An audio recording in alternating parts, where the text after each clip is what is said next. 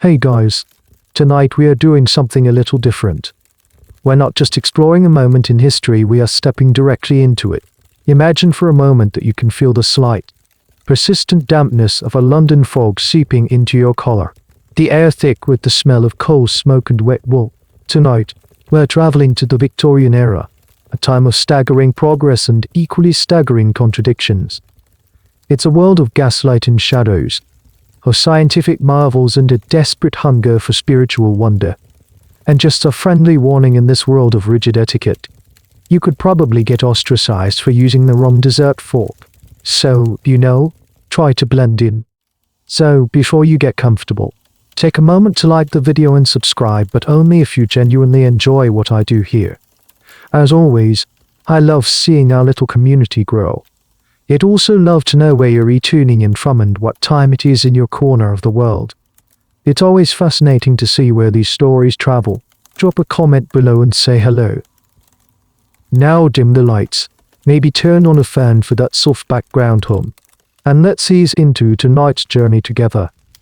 The cobblestones are slick beneath your boots, and the rhythmic lopping of a horse-drawn omnibus echoes down the narrow street. You pull your coat tighter.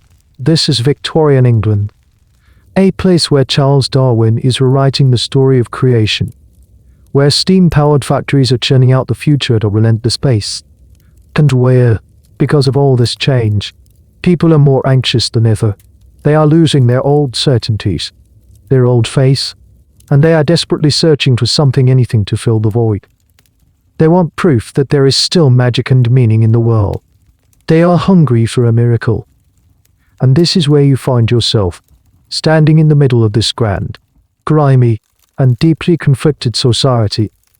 You see the surface, the prim ladies with their tightly laced corsets, the gentlemen in their top hats discussing politics and finance. It's all very proper, very civilized, but just beneath that polished veneer, there's a current of something else entirely. It's an age of intense spiritual seeking. This is a mainstream historical point that's key to our story. The Victorian era saw a massive explosion in spiritualism. Seances in darkened parlors weren't just for a fringe few, they were fashionable events. Respected scientists, writers, and even politicians were earnestly trying to communicate with the dead, capture images of ghosts on photographic plates, and document psychic phenomena. And here's a slightly stranger tidbit for you: this obsession with the unseen wasn't just about ghosts. There was a popular belief in things like mesmerism, a sort of hypnotism, said to unlock hidden powers in phrenology. The science of reading a person's character from the bumps on their skull. In a world that was becoming more rational and scientific, people paradoxically craved the irrational and the inexplicable. They wanted to believe that the human body and spirit held mysteries that science scowled and dissect. You duck into a small, crowded pub to escape a sudden downpour. The air inside warm and smelling of stale ale and pipe smoke. You find a seat in a dark corner, and as you nurse a drink, you begin to overhear the conversations around you. They aren't just talking about the Queen or the price of cotton. They're talking about whispers, rumors traveling from the countryside, stories of strange wonders. And this is where you first hear it. Pay low. Hushed conversation from the table next to you. A man is leaning in, his voice filled with a mixture of awe and disbelief. He is talking about a young girl, out in some remote village, who has apparently stopped eating, not for a day or a week, but for months, maybe even years. She claims to survive on nothing but faith, sustained by the grace of God alone. She is, they say, a living miracle, an angel in the flesh, sent to prove that the divine is still at work in this modern, skeptical world. The idea is so simple, yet so powerful. In an age of excess and industrial grime, the image of a pure, ethereal child subsisting on nothing but spiritual nourishment is captivating. It's a perfect antidote to the anxieties of the time. But even as the story is told, you can sense the debate brewing. Is it a true miracle, a sign from heaven, or is it something else, a misunderstanding, a clever trick? And that's the question that hangs in the air. A question that historians still grapple with today. To what extent was the fasting girl phenomenon a product of genuine, widespread religious belief versus a form of mass media hysteria? Fueled by sensationalist newspapers and the public's thirst for a spectacle, academics are still debating whether these events were driven more by the piousness of the era or by its emerging, ruthless hunger for entertainment and celebrity. You finish your drink, the story lingering in your mind. As you step back out into the foggy night, the world feels a little different. The line between the sacred and the profane, the miracle and the hoax, feels impossibly thin. And you know, with a strange certainty, that you have to learn more about this girl. The rumor follows you out of the pub like a stray cat. Silent and persistent, it weaves through the crowds, a barely audible hum beneath the city's cacophony. In the days that follow, you start to notice it everywhere. It's not a headline, not yet. It's more like a subtle change in the atmosphere, a story carried on the wind. You hear it again on a train, spoken between two women hiding their faces behind fans. Their words a soft counterpoint to the rhythmic clatter of the wheels. They speak of a child who has transcended the vulgar need for food, a testament to the power of pure spirit. You see it in a letter someone has left open on a cafe table, the handwriting neat and looping, describing a visit to see the little wonder and the profound spiritual peace they felt in her presence. News, in this era, travels at the speed of a horse or a steam engine, passed from person to person in a grand, slow-motion game of telephone. This is a key aspect of Victorian life. Information was a patchwork of official reports, sensationalist articles, and a vast, powerful network of personal correspondence and word of mouth. A story could simmer for months in a remote county, growing unchanging with each retelling, before it finally boiled over into the national consciousness. Then, one afternoon, you see it in print. You're passing a newsstand, the vendor shouting headlines about Gladstone and the Irish question, but your eyes are drawn to a small, unassuming newspaper called a penny dreadful. These cheap, mass-produced papers were the social media of their day, filled with sensational stories of crime, romance, and strange phenomena, designed to be consumed by the working classes. Tucked away on an inside page is a short column, no more than a few paragraphs. There's a crude woodcut illustration, a sketch of a small, pale girl with large, solemn eyes, lying in a bed decorated with ribbons. The headline reads AMIRACLEINOURTIME, the angel of Landisus who lives on air. The article is short on facts and long and flowery, sentimental language. It describes the girl as a paragon of youthful piety, a lily of the valley whose body is sustained not by earthly bread, but by divine manna. It's all very vague and poetic, but it gives the rumor a new weight, a new legitimacy. It's no longer just gossip, it's news. And as you read, you notice the small, almost coded details meant to resonate with the reader of the time. The article mentions the girl is often seen holding a single flower, a gift from a well-wisher. This might seem trivial, but it's a fascinatingly weird little detail of the era. The Victorians were obsessed with florography, the language of flowers. A red rose meant passionate love, a yellow one meant jealousy, and a white lily, a flower often associated with these girls, symbolized purity, virtue, and majesty. The single flower was a piece of stagecraft, a prop that told the audience everything they needed to know about the girl's character without a single word. It was a symbol, and the Victorians loved their symbols. The story begins to spread more rapidly now. You hear it discussed with more frequency, in more detail. Some people are devout believers. They see it as a necessary sign and a faithful's aid, a divine rebuke to the cold logic of men like Darwin. They talk about it with a fervent, almost desperate hope. Others are more cynical. They dismiss it as a popish superstition or a clever ruse by a poor family to make money. They laugh about it, calling it the Welsh fasting farce. The nation is dividing itself into two camps, the believers and the skeptics. And this is where you encounter a debate that still occupies historians. What came first, the chicken or the egg, or in this case, the faith or the fraud? Were these families, like the one in the newspaper, driven by a genuine, if misguided, religious belief that their child was special, or were they astute, if uneducated, entrepreneurs who recognized a market for miracles and created a product to meet the demand? Academics still argue about the primary motivation. Was this a phenomenon of folk belief that was later corrupted by money and fame? Or was it a commercial enterprise from the very beginning? Cynically cloaked in the language of religion, the truth is likely a messy combination of both, a tangle of piety, poverty, and opportunism. The whispers are getting louder, more specific. The vague girl in the countryside is starting to have a name. You hear it spoken with increasing confidence: Sarah Jacob. And she doesn't live in some mythical, faraway land. She lives in a specific place. A farm called Lethr Newid, near the village of Lamphonage Arth in rural Wales. Suddenly, the story is no longer an abstract wonder. It has a name and an address. It's a real place you could, in Sarah, travel to. It's a tangible mystery. A pilgrimage site for the curious and the faithful. The pull of it is undeniable. The desire to see with your own eyes. To stand in the room and decide for yourself whether you are witnessing a miracle or a heartbreaking lie becomes an obsession.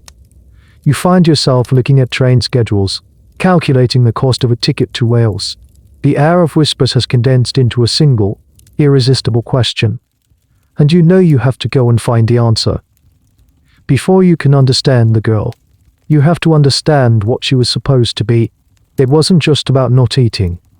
Sarah Jacob and others like her were stepping into a role that had been pre-written for them by centuries of cultural and religious expectation. You have to picture the ideal Victorian child, particularly the ideal girl. She wasn't just a small human, she was a symbol. She was meant to be the angel in the house, a creature of innate purity, innocence, and moral goodness. You see this image everywhere you look. It's in the paintings of the pre-Raphaelites, with their soulful, ethereal maidens. It's in the poems of Tennyson and the novels of Charles Dickens, who created characters like Little Nell, a child so pure and good that her death is treated as a beautiful, tragic, almost holy event. This is a core historical concept. The Victorians sentimentalized childhood, especially female childhood, to an extraordinary degree. A young girl was seen as closer to God, less corrupted by the sins and temptations of the adult world. Her body was not yet a vessel for passion or desire, it was a temple of innocence. So when a girl claims to have transcended a basic bodily function like eating, it fits perfectly into this pre-existing narrative. It's the ultimate expression of that ideal. She's not just metaphorically pure, she is literally casting off the base, animalistic needs of the flesh. She is becoming pure spirit. This is why a fasting boy was a much rarer phenomenon and never captured the public imagination in the same way. A boy was expected to be robust, to have an appetite, to grow into a man of action.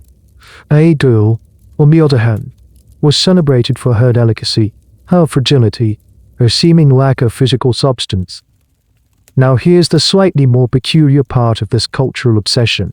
While the ideal was one of ethereal purity, the reality for many Victorian children was anything but.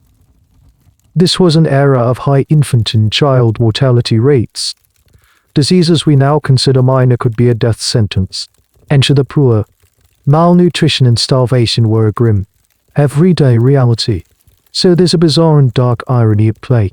In the same society where thousands of children were unwillingly starving to death in urban slums and rural poverty, the public was lining up to pay money to marvel at a child who was supposedly willingly starving as an act of piety. It's a stark contrast that reveals the strange psychological disconnects of the age. As you contemplate this, you realize the fasting girl is a perfect storm of Victorian ideals. She embodies first, religious piety, proving her devotion through physical denial. Second, feminine delicacy, taken to its logical extreme. And third, the innocence of childhood, uncorked by worldly appetites. She is not a person, she is a performance of perfection. She is a living, breathing piece of religious art, a tableau vivant for a spiritually hungry audience. But this performance comes with a script and a set of unspoken rules. The girl cannot be coarse or loud. She must be gentle, placid, and serene. She has to look the part. Her bedroom is not just a place where she sleeps, it becomes a stage. It's often decorated with flowers, ribbons, and religious texts. She herself is often dressed in a clean, white nightgown, her hair neatly brushed.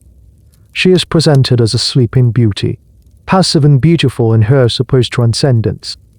This is where the historical debate gets particularly thorny. How much of this was an act? Historians are still divided on the consciousness of the girls themselves. Were they fully aware participants in a deliberate hoax, expertly playing a role for fame and attention, or were they, at least initially, caught up in a fantasy, perhaps starting with a genuine loss of appetite or a desire to please their pious parents, which then spiraled out of their control? This is the central question of agency. Scholars argue endlessly. Was a girl like Sarah Jacob a cunning actress or a prisoner of a role that was slowly killing her? Was she the director of her own story, or merely its first and most tragic victim? The evidence is ambiguous, leaving us to wonder about the silent thoughts of a child lying in a carefully decorated bed, watched by a procession of awestruck strangers. You begin to understand that to be a fasting girl was not just to stop eating. It was to embody an impossibly high standard of angelic girlhood. It required a constant, draining performance of piety and purity. You had to be a saint, a patient, a spectacle, and a mystery, all at the same time. The pressure to maintain this illusion, day after day, under the watchful eyes of family, neighbors, and a paying public, must have been immense. And as you pack your bag for the long journey to Wales, you wonder what that pressure does to a child. You wonder what happens when the angel gets tired of playing her part. The train journey to Wales is like traveling backward in time. With every mile, the sprawling, smoky industry of London gives way to rolling green hills, dotted with stone walls and grazing sheep. The air gets cleaner, the pace of life slower. When you finally disembark at the small station near Llanfynedjyleuarth, the silence is almost startling. This is the heart of rural Carmarthenshire, a world away from the clamour of the city. You hire a pony and trap, and the driver, a local man with a face weathered like old leather, knows exactly where you want to go. You don't even have to say the name. You just say the miracle, and he nods. As you travel along the narrow, winding lanes, he tells you stories. He talks about Sarah Jacob as if she were a local saint. He says she hasn't touched a morsel of food in over a year, maybe two. A pure spirit, she is. He says, his Welsh accent thick, bless him on this valley. He tells you she spends her days in bed, composing poetry and reading the Bible, her face as pale and serene as a marble statue. Finally, you arrive at Llethr Newwood Farm. It's a modest, whitewashed stone longhouse, typical of the region. It's a working farm, surrounded by fields and the sounds of livestock. Yet, there's an unusual layer about the place. There are more carts and ponies tied up than you'd expect for a simple farm. A small cluster of people, clearly visitors like yourself, are standing in the yard, speaking in hushed, reverent tones. You've arrived at the center of the phenomenon. This is where our story focuses on a real historical figure, Sarah Jacob, who became the most famous of all the British fasting girls. Born in 1857, she was one of 7 children of Evan and Hannah Jacob. By all accounts, she was a normal child until around her 10th birthday when, after a period of illness that included seizures, she declared she could no longer eat. This is a common starting point in these stories. A real, verifiable illness that then mysteriously morphs into a permanent state of supposed fasting. The initial loss of appetite was real, but what followed blurred the lines between sickness, piety, and performance. You pay a small fee to the family, a donation for their troubles, and are led inside. The interior of the farmhouse is dark and humble, but as you are guided toward a small bedroom, the atmosphere changes. The room has been transformed. It's clean, almost unnaturally so. Ribbons and paper flowers adorn the bedposts. Religious texts and poems, some supposedly written by Sarah herself, are pinned to the walls. The air is still and heavy with a sense of occasion. And there, in the middle of the bed, propped up on pillows, is the girl herself, Sarah Jacob. She is small for her age, with long, dark hair neatly plaited. Her face is pale, her eyes large and luminous. She is dressed in a clean white nightgown, a book of Welchins resting in her lap. She looks exactly like the woodcut in the newspaper, a perfect picture of serene, saintly suffering. She offers you a weak but placid smile. Here's a bizarre little detail that was widely reported at the time. Visitors were often struck by how normal she seemed, aside from the not-eating part. She was described as being intelligent and articulate. She would chat with visitors, answer their questions about her faith, and even occasionally joke with her sister, who was always by her side. This was part of the appeal.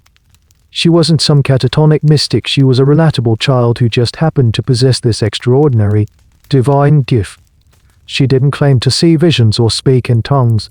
Her miracle was a quiet, passive one, the simple, unbelievable act of living without food. But as you stand there, a guest in this carefully staged room, you can't help but feel a sense of unease. The performance is a little too perfect. Her sister is constantly fussing with her blankets, thumping her pillows, and, most importantly, acting as a gatekeeper. No one gets too close. No one is allowed to touch her or inspect the bed too thoroughly. It's all very controlled. Historians still debate the specific methods of deception in Sarah's case. How did she get food? The most common theory is that it was secretly supplied by her family, most likely her devoted mother and sister. Small amounts of broth, milk, or beef tea could have been passed to her in a quick, unobtrusive moment, a goodnight kiss, a moment of adjusting her pillows, or passed up through a loose floorboard from the room below. The historical record isn't definitive on the exact how, because the entire operation depended on it never being discovered. This ambiguity fuels the ongoing academic discussion. Was the family's deception a desperate attempt to maintain a lie that had grown too big? Or was it a shared, pious delusion where they truly believed she only needed a miraculous thimble, if you will, of sustenance? You watch as another visitor presents Sarah with a small bouquet of flowers. She accepts it with a grateful nod, her large eyes seeming to hold ancient wisdom. The room is filled with a sense of awe. The visitors see a saint. They see proof of God's grace. They see what they came here to see. But, as you look at the pale girl in the bed and the watchful eyes of her family, you see something else. You see a trap. A trap made of faith, fame, and family loyalty. And you wonder if Sarah Jacob even knows she's in it. Your attention shifts from the girl in the bed to the two figures who are always hovering at the edge of the scene, her parents, Devon and Hannah Jacob. To understand the story, you have to try and understand them. Are they the villains of this piece, or are they just as trapped as their daughter? You watch them as they interact with the stream of visitors. Their faces a mixture of pride, piety, and a subtle, underlying stress. Evan Jacob, the father, is a tenant farmer. He is a man of the land, likely more comfortable with sheep than with the sophisticated city folk who are now flocking to his home. He presents as a simple, deeply religious man. When questioned by visitors, he speaks with earnest conviction. He tells you, his eyes wide with sincerity, that his daughter's condition is a matter of God's will. He insists that they, as a family, have done nothing to encourage it. They are merely the humble custodians of a miracle bestowed upon them. This is the official story, the one he tells to the newspapers, to the local vicar, and to you. He seems to genuinely believe it. Hannah Jacob, the mother, is a more reserved figure, but she is the one who manages the day-to-day reality of the miracle. She is the one who keeps the bedroom pristine, who changes Sarah's linens, and who, along with Sarah's sister, is her constant companion. She rarely speaks directly to visitors, preferring to let her husband do the talking. She just smiles, a quiet, weary smile, her hands constantly busy, tidying an already tidy room. This is a key historical point. The family dynamic was central to almost every fasting girl case. These phenomena did not happen in a vacuum. They required the active or passive complicity of the immediate family.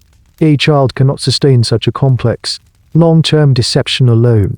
The family had to act as gatekeepers, managing visitors, controlling information, and most crucially, facilitating the secret feeding. But what was their motivation? This is where it gets complicated. On the one hand, there was the clear financial incentive. The donations from visitors were becoming a significant source of income for a poor farming family. They went from being struggling tenant farmers to the proprietors of a local tourist attraction. But to dismiss it as pure greed is probably too simple. Here's a slightly more unusual cultural element to consider: the concept of holy anorexia or anorexia mirabilis. This wasn't a Victorian invention. It has a long history dating back to medieval times, with saints like Catherine of Siena who practiced extreme fasting as a sign of piety. These women were revered for their ability to conquer the flesh. It's possible that the Jacobs, as devout Baptists in a deeply religious community, genuinely saw their daughter's strange condition through this historical lens. They may have truly believed she was chosen by God. Their daughter wasn't sick, she was holy. In their minds, helping her maintain this miracle, perhaps by persuading her to secretly take a tiny bit of food just to keep the miracle going, might not have felt like a lie. It could have been framed as an act of faith, a way of helping God's work along. They were helping to preserve the sacred image that was bringing so much comfort and inspiration and attention to their community. The academic debate on this point is fascinating. Historians and psychologists argue about whether parents like the Jacobs were conscious frauds or victims of a shared delusion. A folie à deux, or in this case, a folie entre mille. Did they sit around the kitchen table and plot out the details of their deception, or did they convince themselves, through a process of self-deception and religious fervor, that they were doing the right thing? The court records from what comes later show a family that seems genuinely bewildered by the accusation of fraud, sticking to their story of a true miracle to the very end. This suggests that, at the very least, they had become masters of compartmentalities, able to hold to contradictory ideas in their minds at once: that their daughter was a miracle sustained by God, and that she also needed a secret sip of broth passed to her in the dead of night. You observe Evan Jacob accepting a coin from a wealthy-looking visitor, his face a mask of humble gratitude. He pockets the money and then immediately turns to another guest, passionately recounting the story of the day Sarah first refused food, framing it as the start of a divine calling. You watch Hannah Jacob gently turn away a visitor who asks a slightly pointed question about Sarah's health, saying only, "The Lord provides." They are a team, a well-oiled machine dedicated to maintaining the spectacle. Their belief, whether genuine or feigned, is the engine that keeps the whole thing running. They are protecting their daughter, their faith, their newfound status, and a story that has become their entire world. But as you watch them, you see the strain in their eyes, the constant, low-level vigilance. You realize that keeping a miracle alive is exhausting work, and you can't help but wonder which they fear more: being exposed as liars, or the miracle itself coming to a sudden, tragic end. You join the queue of visitors, stepping from the humble, earthy reality of the farmhouse into the strange, theatrical world of Sarah's bedroom. The transition is jarring. It feels less like entering a private space and more like taking your seat at a strange matinee performance. The room is small, maybe 10 by 12 feet, and it's crowded with objects that all serve to enhance the narrative of the saintly child. The centerpiece, of course, is the bed. It's not just a piece of furniture, it's an altar. It's a 4-poster bed, and the family has tied colorful ribbons and paper chains to the posts, like offerings at a shrine. On the wall above Sarah's head hangs a framed slate, upon which a poem she has supposedly composed is written in careful, childish script. It speaks of heaven and angels and the joys of leaving the mortal world behind. Sketched on her bedside table are Bibles, hymn books, and letters from admirers, all arranged just so. This is a crucial element of the spectacle: the careful curation of the environment. The room itself tells the story, reinforcing the image of piety and otherworldly innocence. You and the other visitors are a mixed bunch. There are local farm hens, their faces filled with simple awe, There are well-dressed ladies from nearby towns, whispering to each other behind their gloved hands. There's even a stern-looking man who you overhear is a local clergyman, his brow furrowed with a mixture of interest and skepticism. You are all part of the show now. The audience that gives the performance its meaning. You pay your penny or your sixpence, and in return, you get to spend a few minutes in the presence of a living miracle. Sarah, for her part, plays her role beautifully. She lies there, propped against a mountain of pillows, looking frail but beatific. She speaks in a soft, weak voice, but her words are clear. A visitor asks her if she is hungry. No, never, she replies with a serene smile. My soul is fed from above. Another asks if she is in pain. There is no pain in the arms of the Lord, she says, her eyes drifting towards the ceiling as if she can see something you can't.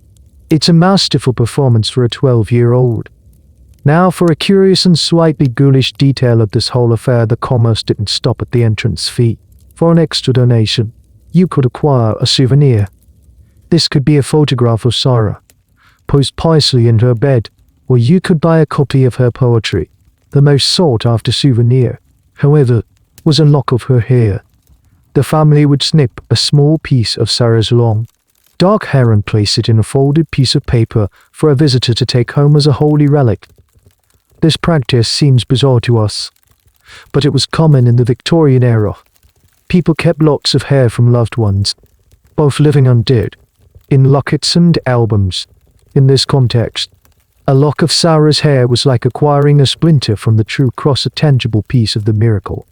The room is stuffy, thick with the scent of unwashed bodies, wintergreen oil, a common medicinal smell of the time, and the faint, sweet smell of the flowers by the bed. The atmosphere is hushed and intense. The believers in the room are visibly moved.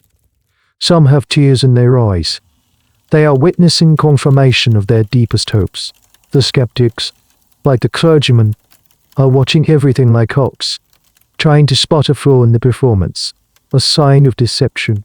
They're looking for a hidden crumb, a slight bulge under the mattress, a moment when the mask of piety slips. And this is where historians still debate the atmosphere of that room. Was it a place of genuine spiritual power, or was it a space of oppressive, collective delusion? The accounts from visitors vary wildly. Some describe leaving the farm with a feeling of profound peace and religious ecstasy. They felt they had been cleansed. Others, however, wrote of a close and unwholesome atmosphere. They described the girl as sallow and listless, and the parents as grasping and watchful. It's likely that what you saw depended entirely on what you wanted to see. The room was a Rorschach test for the Victorian soul. If you came seeking a miracle, you saw a saint in an ethereal glow. If you came seeking a fraud, you saw a sick child and her manipulative parents in a stuffy, dark room. There was no objective reality here, there was only perception, shaped by faith, doubt, and the powerful, suffocating narrative that had been built within those four walls. Your time is up. Another group of visitors is waiting. As you are gently ushered out of the room, you take one last look at the girl in the bed. Her eyes meet yours for a fleeting second, and in that moment, you can't tell if you're looking at an angel, an actress, or a prisoner. The ambiguity is absolute, and it's the most unsettling part of the entire spectacle. You step back out into the clean, cold well chair, but the strange, heavy atmosphere of that little room lingers with you. As you leave the farm, the conversations of the other visitors swirl around you. They aren't just saying, it's a miracle. They're trying to understand it, to fit it into their worldview. The human mind abhors a vacuum, and a phenomenon as strange as a fasting girl required an explanation. In an age caught between faith and science, the explanations were often a bizarre mix of both. The most common explanation, the one offered by the Jacob family and championed by the most devout visitors, was purely theological. Sarah was chosen by God. Her ability to survive without food was a direct, supernatural gift, a sign of divine grace. It was not meant to be understood in earthly terms, it was meant to be accepted on faith. For many, this was enough. It reaffirmed their belief in an active, interventionist God in a world that was increasingly telling them he didn't exist. This is the baseline, the core belief that started the whole phenomenon. But many people, even those inclined to believe, wanted something a bit more substantial. They wanted a mechanism. This led to a whole range of what we might call quasi-scientific theories, attempts to bridge the gap between the material and the spiritual. You overhear a man who presents himself as having some medical knowledge, explaining his theory to a captivated group. He suggests that the girl might be drawing sustenance directly from the air. The atmosphere is full of nourishing particles, he says with great authority. Nitrogen, effluvia, a pure body like hers can absorb them directly, bypassing the vulgar process of digestion. This wasn't as outlandish as it sounds to us. The 19th century was a time of great discoveries about invisible forces. They were grappling with electricity, magnetism, and radio waves. The idea that the air itself might hold some undiscovered, life-sustaining property didn't seem like a huge leap. Another popular theory involved light. Perhaps she was like a plant, photosynthesizing, drawing energy directly from the sun that streamed through her bedroom window. Then you have the more esoteric explanations, which brings us to a wonderfully weird detail of the era, the belief in the ether. Scientists at the time had postulated the existence of a luminifero-US ether, a mysterious, invisible substance that filled all of space and allowed light to travel. This scientific concept was hijacked by spiritualists and mystics. They reimagined the ether as a kind of spiritual medium, a life force that permeated the universe. A fasting girl, they argued, wasn't living on nothing, she was living on ether. Her pure spirit allowed her to tap into this cosmic energy source that was unavailable to ordinary, corrupt mortals. So you have this fascinating spectrum of belief. At one end, simple divine will. In the middle, a hodgepodge of pseudo-scientific ideas about air, light, and electricity. And at the far end, mystical theories about cosmic ether. What all these explanations have in common is a desire to believe. To find a reason, any reason that would allow the miracle to be true. Of course, not everyone was buying it. The mainstream medical and scientific community was deeply skeptical, but their voices were often drowned out by the chorus of belief. The public preferred a wondrous explanation to a mundane one. And this leads to a historical debate that is still very relevant. Why do we believe in things that defy logic? Historians and sociologists studying the fasting girl phenomenon argue about the very nature of belief itself. Is it purely an intellectual process? Or is it an emotional one? The case of Sarah Jacob suggests it's overwhelmingly emotional. The people who believed didn't do so because of convincing evidence. They believed because they needed to believe. They needed proof of God, of the soul's endurance, of a reality beyond the grimy, industrial world they lived in. The why she was fasting was more important than the how. Academics argue whether this phenomenon should be classified as a religious event, a social contagion, or a form of mass entertainment. The truth is, it was all three. For some, visiting Sarah was a pilgrimage. For others, it was like going to see a celebrity or a freak show attraction. The explanations they adopted reflected their motivations. If you were there for religious reasons, you spoke of God's grace. If you were there for the thrill of the strange and inexplicable, you might talk about absorbing nutrients from the air. As you head back toward the village, you ponder the power of a good story. The idea of a girl living on air or light is a beautiful one. It's poetic. The idea of a girl being secretly fed scraps by her family is not. It's a drab, disappointing, and rather sad story. The Victorian public, by and large, chose the beautiful story. They built elaborate, imaginative frameworks to support it, all to avoid confronting the ugly alternative that it was all a lie. And you realize that the most powerful facade play here might not be God's will or some mysterious ether. It might just be the simple human desire for a story to be true. The miracle was not just a spiritual phenomenon, it was a business. As you spend more time in the vicinity of LLETH or Newwood Farm, this becomes increasingly and uncomfortably clear. The steady stream of visitors has created a small, local economy centered entirely on the girl in the bed. The man who drove your pony trap is doing a brisk trade, ferrying people back and forth from the station. The local inn is fuller than it has been in years. The phenomenon is good for the whole community. But the primary beneficiaries, of course, are the Jacob family. What began as a trickle of donations has become a flood. You see visitors, moved by the sight of the angelic Sarah, pressing coins and even folded banknotes into her father's hand. He accepts them with a show of humble reluctance, but you notice he never refuses. The family is accumulating a sum of money that would have been unimaginable to them just a year before. They are, by the standards of a Welsh tenant farmer, becoming wealthy. This is a key historical point. The commercialization of the fasting girl spectacle was a major factor in both its popularity and its eventual downfall. The moment money entered the equation, it raised the stakes for everyone involved. For the family, it created a powerful incentive to keep the miracle going. For the public, it added a layer of celebrity and consumerism to the experience. You weren't just observing a miracle, you were purchasing an experience. A souvenir, a piece of the story. The range of merchandise, as you've already seen, was surprisingly diverse. The main product was, of course, the visit itself. But then there were the add-ons. You've seen the trade in photographs and locks of hair. Now you see more. A local printer has started selling postcards with Sarah's likeness on them, alongside copies of her devotional poems. You see one visitor carefully wrapping up a small, pressed flower from a vase by Sarah's bed.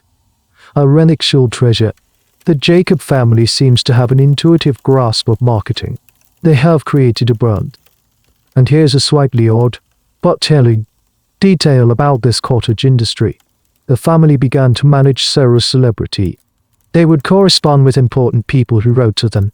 A letter from Sarah, or at least one written in her name, became a prized possession. They would sometimes grant exclusive interviews to certain newspapers. Understanding that controlling the media narrative was key to maintaining public interest, in a very rudimentary way, they were acting as her public relations agents. They were shaping her image, curating her legend, and maximizing their return on investment. This commercial aspect is what most troubled the skeptics.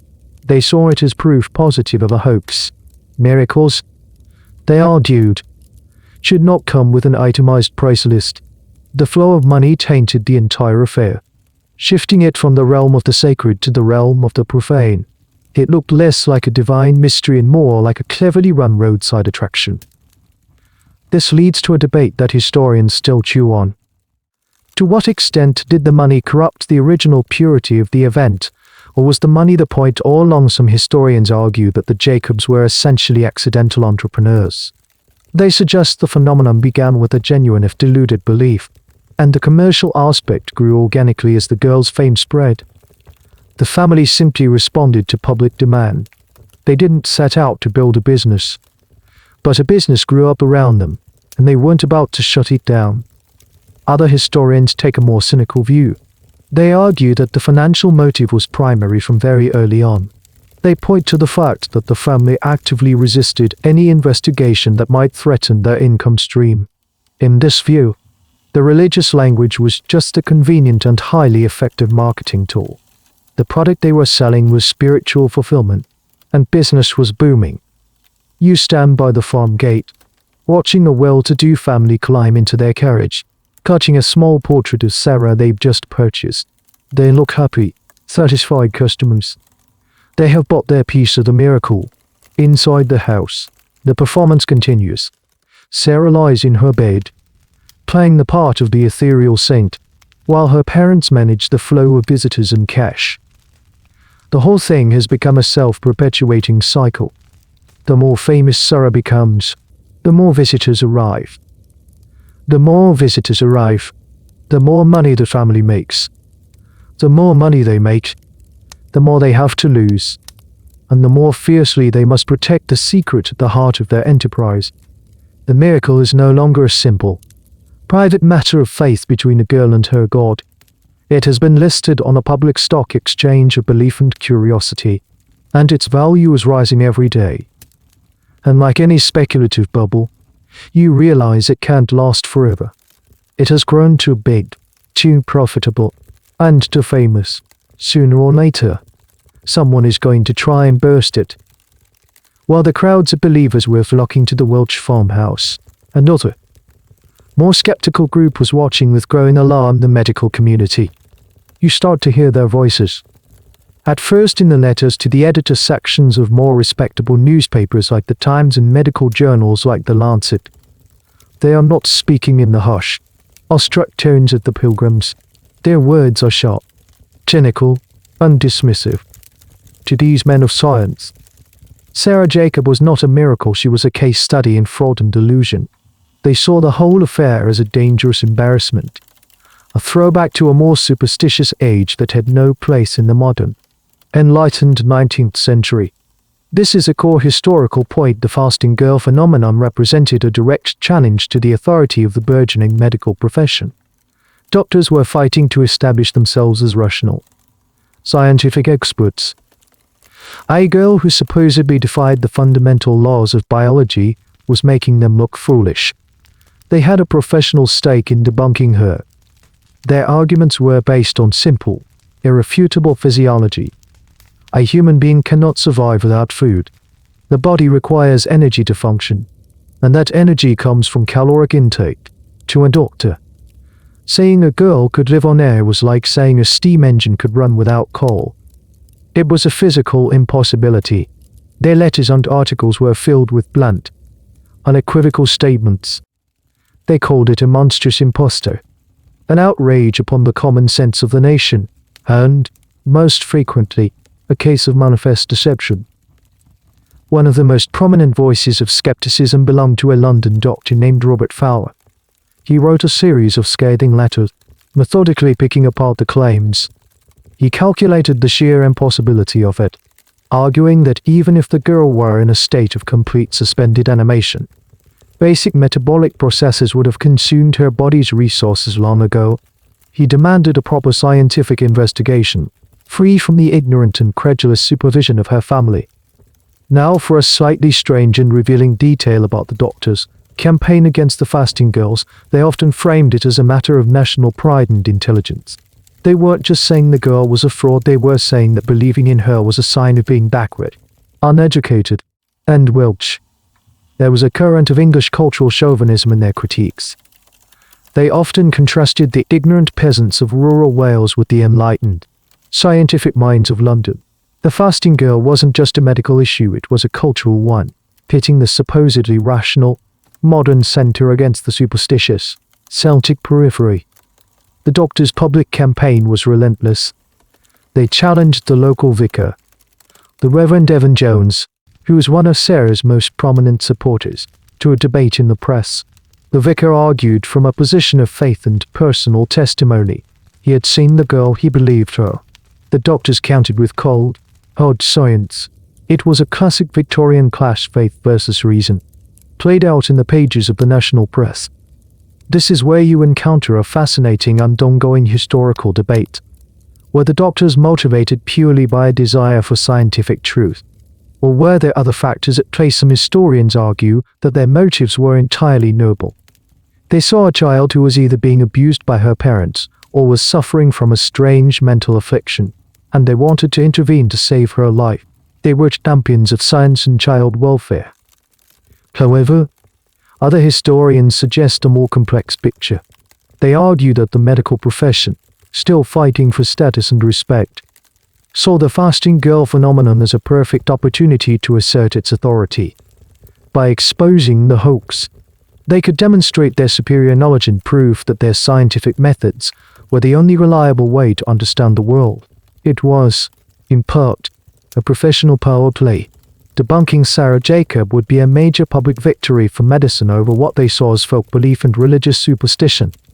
This debate questions whether their crusade was primarily about saving a child or about winning an argument.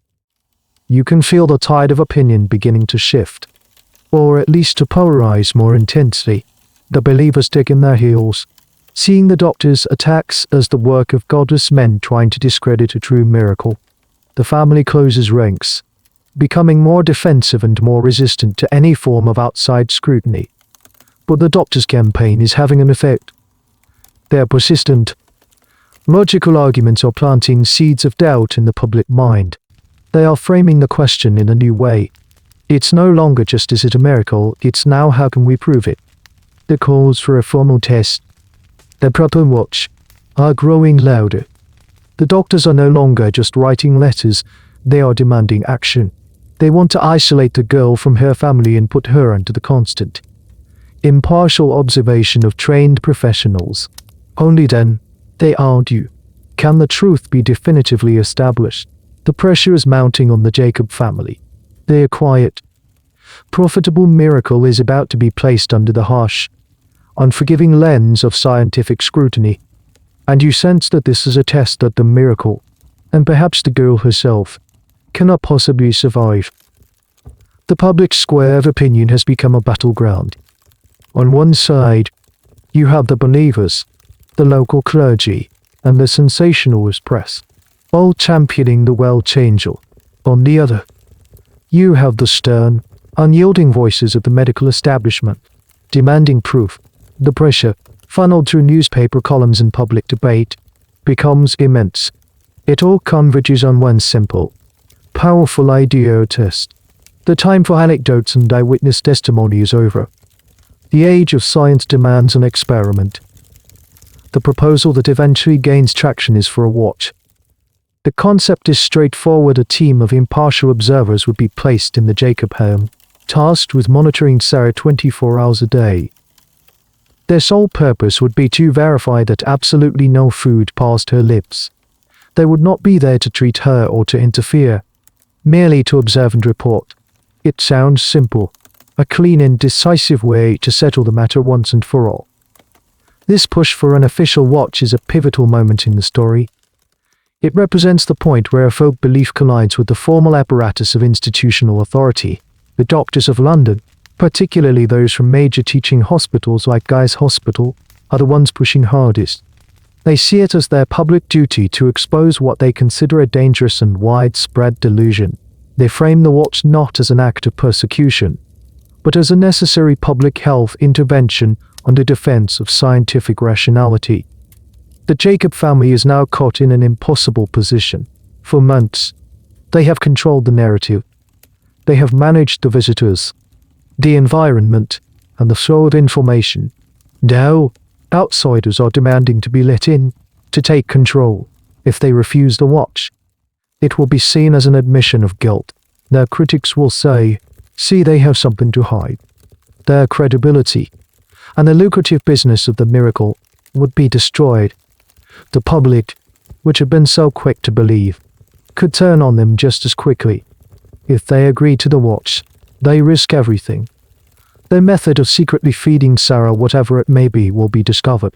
The hoax will be exposed, leading to public humiliation, shame, and the loss of their income. It's a classic catch-22.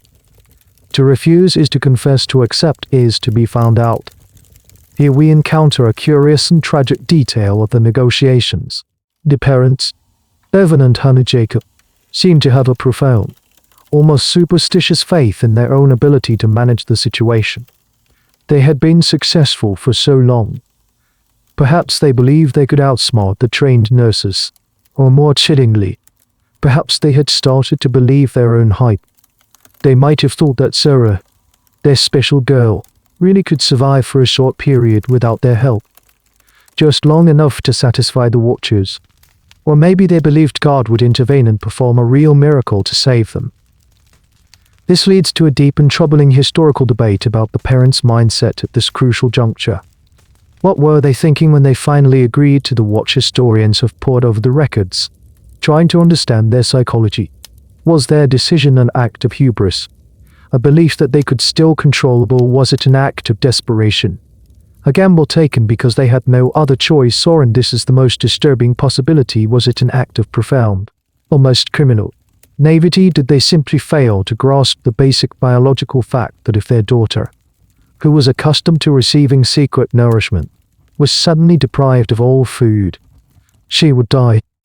Some academics argued that the parents were trapped by their own lie, forced to make a decision that they knew could lead to disaster. They were playing a high-stakes game of chicken with the medical establishment, and they flinched. Others argue for a more charitable, if no less tragic, interpretation. They see the Jacobs as simple, uneducated people who were out of their depth, manipulated by their daughter, their community, and the national press. They may not have fully understood the medical implications of what they were agreeing to. After weeks of public pressure and private negotiation, brokered by the local vicar who was desperate to prove the miracle was real, the Jacobs finally give their consent. They agree to allow a team of professional nurses, sent from a London hospital, to come to LLETH Newark and conduct the watch. The terms are set. The nurses will have sole responsibility for Sarah. The family is not to interfere. They are not to enter the room unless a nurse is present. They are not to give her anything. The experiment is to last for 2 weeks. Everyone believes this will be the end of the story. The doctors believe it will end with the exposure of a fraud. The believers, including the vicar and the parents, seem to believe it will end with the vindication of a miracle. As the day approaches for the nurses to arrive, a strange sense of finality hangs over the Welch Valley. The time for stories, for whispers, for faith and for doubt, is coming to an end. The matter is being handed over to the cold, impartial process of observation. The miracle is about to be put in a crucible, and no one is quite sure what will emerge from the fire. The day the nurses arrive at LLETH Newark Farm feels like an invasion. For professional women, dressed in the starched, practical uniforms of Guy's Hospital in London, step out of a carriage. They are symbols of a different world, a world of science, discipline, and dispassionate observation. Their presence immediately shatters the carefully curated, mystical atmosphere the Jacobs had cultivated for so long. The quiet, family-run shrine is now a clinical observation ward. The watch begins. The nurses work in shifts, ensuring that at least one, and usually two, of them are with Sarah Jacob at all times, day and night. They are under strict instructions. Their job is not to offer medical care, but simply to watch and to record. This is a crucial and deeply controversial point of the entire affair. They were told not to offer food or water unless the parent specifically requested it or the girl herself asked for it. The onus was placed entirely on the family to end the experiment. The doctors and the hospital wanted to be able to say, in the end, that they had done nothing but observe the natural course of the phenomenon. The family is now effectively shut out. Hannah Jacob can no longer pop in to plump her daughter's pillows. Her sister can no longer sit by her bedside for hours, whispering secrets. Every interaction is monitored. The parents, who were once the masters of this small universe, are now just anxious bystanders in their own home. You can imagine their state of mind a constant, gnawing panic, hidden behind a facade of piety and trust. They have to pretend that they are happy for this scrutiny, that they welcome the coming vindication of their little saint. Inside the bedroom, the dynamic has completely changed. The ribbons and poems on the wall suddenly look flimsy and pathetic under the nurse's professional gaze. Sarah, who was used to being the center of adoring attention, is now the subject of cold, clinical study. The nurses record everything in a logbook: her pulse, her respiration, her temperature, her general disposition. Their notes are detached and factual, a stark contrast to the flowery, sentimental language that had previously defined Sarah's existence. Here we come to a specific, odd detail from the nurses' own logs, which were later published. They noted that in the first couple of days, Sarah remained surprisingly cheerful. She chatted with them, showed them her books, and seemed to be playing her part with the same placid confidence as always. She told them, just as she had told the visitors, that she had no need for food.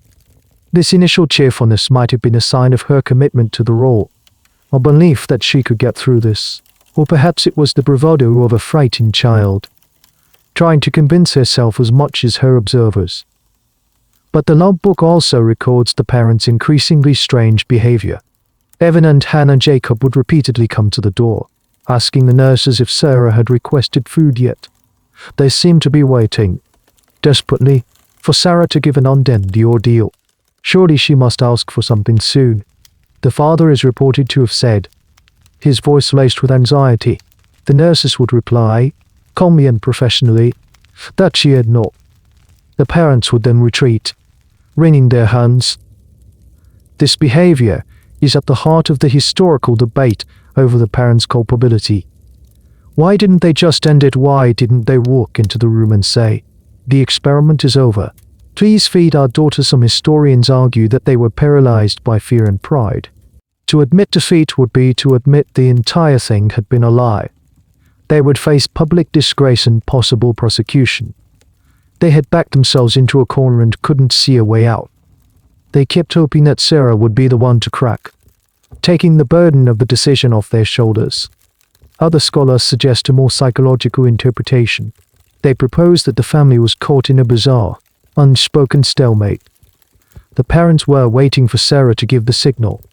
And Sarah, a child who had been praised and rewarded for not eating for 2 years, was waiting for her parents to give her permission to eat. She had been so conditioned to perform the role of the fasting girl that she might not have known how to stop without their explicit instruction. Everyone was waiting for someone else to break the spell. And so, nobody did. As the second day turns into the third, and the third into the fourth, the nurses' logs begin to change. They are objective. Clinical language starts to document a visible and alarming decline. The cheerful chatter stops. Sarah becomes quiet, listless, and withdrawn. Her pulse is weakening. Her extremities are becoming cold. The miracle sustained by secret sips of broth is now colliding with the harsh reality of total starvation. The fatal machinery of biology, indifferent to faith or fame, has taken over. The watch, which was intended to reveal a simple fraud, is now documenting the slow, methodical process of a child dying, and still, no one says the words that could stop it. As the tragic experiment in Wales unfolds, let's pull our focus away for a moment and look across the Atlantic. It's important to understand that Sarah Jacob was not an isolated case. The fasting girl was a recurring archetype, a phenomenon that erupted periodically on both sides of the ocean throughout the 19th century. Her story was the most famous. But it was part of a much wider cultural pattern, and one of the most extraordinary parallel cases was that of Molly Fancher, the Brooklyn Enigma. Your journey takes you away from the damp Welch Hills and into the bustling, noisy streets of post-Civil War Brooklyn, New York. Here, in a respectable middle-class home, lies another young woman in a bed, the center of her own vortex of mystery and fame. Molly Fancher's story is, in many ways, even more bizarre and layered than Sarah Jacobs. If Sarah was a simple, rural miracle, Molly was a complex, urban spectacle of affliction and supposed psychic power. Molly's story began in the mid-1860s. After a series of accidents and illnesses, she took to her bed, where she would remain for the next 50 years. This is a key historical point. While the British fasting girls were often prepubescent children, the American cases frequently involved adolescent girls or young women. Their stories were often entangled not just with piety, but with emerging ideas about hysteria, neurology, and female nervous disorders. Molly Fancher claimed to have gone without food for a period of 14 years. But that was just the beginning of her list of wonders. She also claimed to be blind, yet she could see with her fingertips and the top of her head. She would produce intricate wax flowers and perform delicate embroidery with her eyes tightly shut, claiming a form of extrasensory perception. She also entered into long trances, sometimes lasting for months or even years, during which she was said to have up to 5 different alternate personalities, each with a distinct voice and character. She was a fasting girl, a clairvoyant, and a case of multiple personality disorder all rolled into one. She was a one-woman carnival of curiosities. And here's a wonderfully weird detail that set her apart. Molly became a massive celebrity. To Darlin, the greatest showman of the age, reportedly offered her a huge sum of money to join his Museum of Oddities. She declined, preferring to maintain her aura of private, respectable suffering. But her home became a salon for the curious. Doctors, journalists, spiritualists, and socialites all flocked to her bedside to witness the Brooklyn Enigma. She was a media sensation. Her stories serialized in newspapers and debated in scientific journals. The case of Molly Fancher highlights the different cultural flavors of the fasting girl phenomenon. In Britain, the stories were often rooted in rural, religious piety, like Sarah Jacobs. In America, they were frequently framed in the language of science, psychology, and the new field of psychical research. Molly wasn't just a saint, she was a medical puzzle, a potential key to unlocking the hidden powers of the human mind. This brings us to a historical debate that compares these transatlantic cases. Did the American fasting girls have more agency than their British counterparts? Some historians argue that they did. Figures like Molly Fancher seem to be more in control of their own narratives. Molly actively curated her celebrity, corresponding with reporters and managing her public image from her bed for decades. She successfully turned her affliction into a lifelong career. Dying a famous woman in 1916, she survived. Sarah Jacob, in contrast, appears as a much more passive and tragic figure, a child swept away by forces she couldn't control. Other historians argue that this is a superficial reading. They suggest that Molly Fancher was just as trapped as Sarah Jacob, but in a different kind of prison. Her trap was not a 2-week watch, but a 50-year performance. She was confined to her bed, her identity entirely consumed by her role as the Brooklyn Enigma. While she may have had more control, she had no escape. Her life was her performance. The debate centers on whether Molly's long survival represents a form of female empowerment, cleverly manipulating a patriarchal society to gain fame and security, or a more prolonged, self-inflicted form of abuse. By looking at Molly Fancher, you see that the fasting girl was not just a world oddity. She was a potent cultural symbol, capable of adapting to different environments. She could be a simple saint in a rural farmhouse or a complex psychic in a bustling metropolis. The underlying formula was the same: a young woman, a bed, a claim of an ED and the technical term for living without food, and a public hungry for wonder. This wider context makes the events unfolding back at LLETH or Nude Farm even more poignant. The world was full of these stories, these performances of miraculous suffering. But the story in Wales was now heading towards a different kind of conclusion. While Molly Fancher was building a 50-year career out of her mystery, the watch on Sarah Jacob was ticking away, each passing hour making a similar long-term survival an impossibility. The Brooklyn Enigma showed one possible outcome for a fasting girl. The world changer was about to demonstrate the other. Let's step away from the bedside for a moment, both in Wales and Brooklyn, and venture into the most mysterious room of all, the mind of a fasting girl. Why would a child or a young woman participate in such a grueling and dangerous deception? This is the psychological heart of the matter. A question that moves beyond historical dates and facts into the complex territory of human motivation. You have to imagine yourself as a young girl in the Victorian era. Your world is incredibly restrictive. Your future is likely mapped out for you: marriage, motherhood, and a life of domestic duty. You have very little power, very little voice, and very few outlets for ambition or self-expression. Your primary role is to be quiet, obedient, and pleasing to others, particularly to the men in your family. Now imagine you fall ill. You have no appetite. You don't eat for a few days. Your pious mother, instead of being alarmed, looks at you with a new kind of awe. She whispers that it might be a sign of God's grace. The local vicar visits and speaks of your remarkable piety. Suddenly, by not doing something, by refusing food, you are gaining something you've never had before: attention. Positive, powerful, adoring attention. This is a core concept in understanding the psychology here for many of these girls.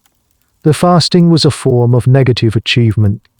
In a world where they had few ways to be extraordinary, refusing a basic human need was a dramatic and socially acceptable way to stand out.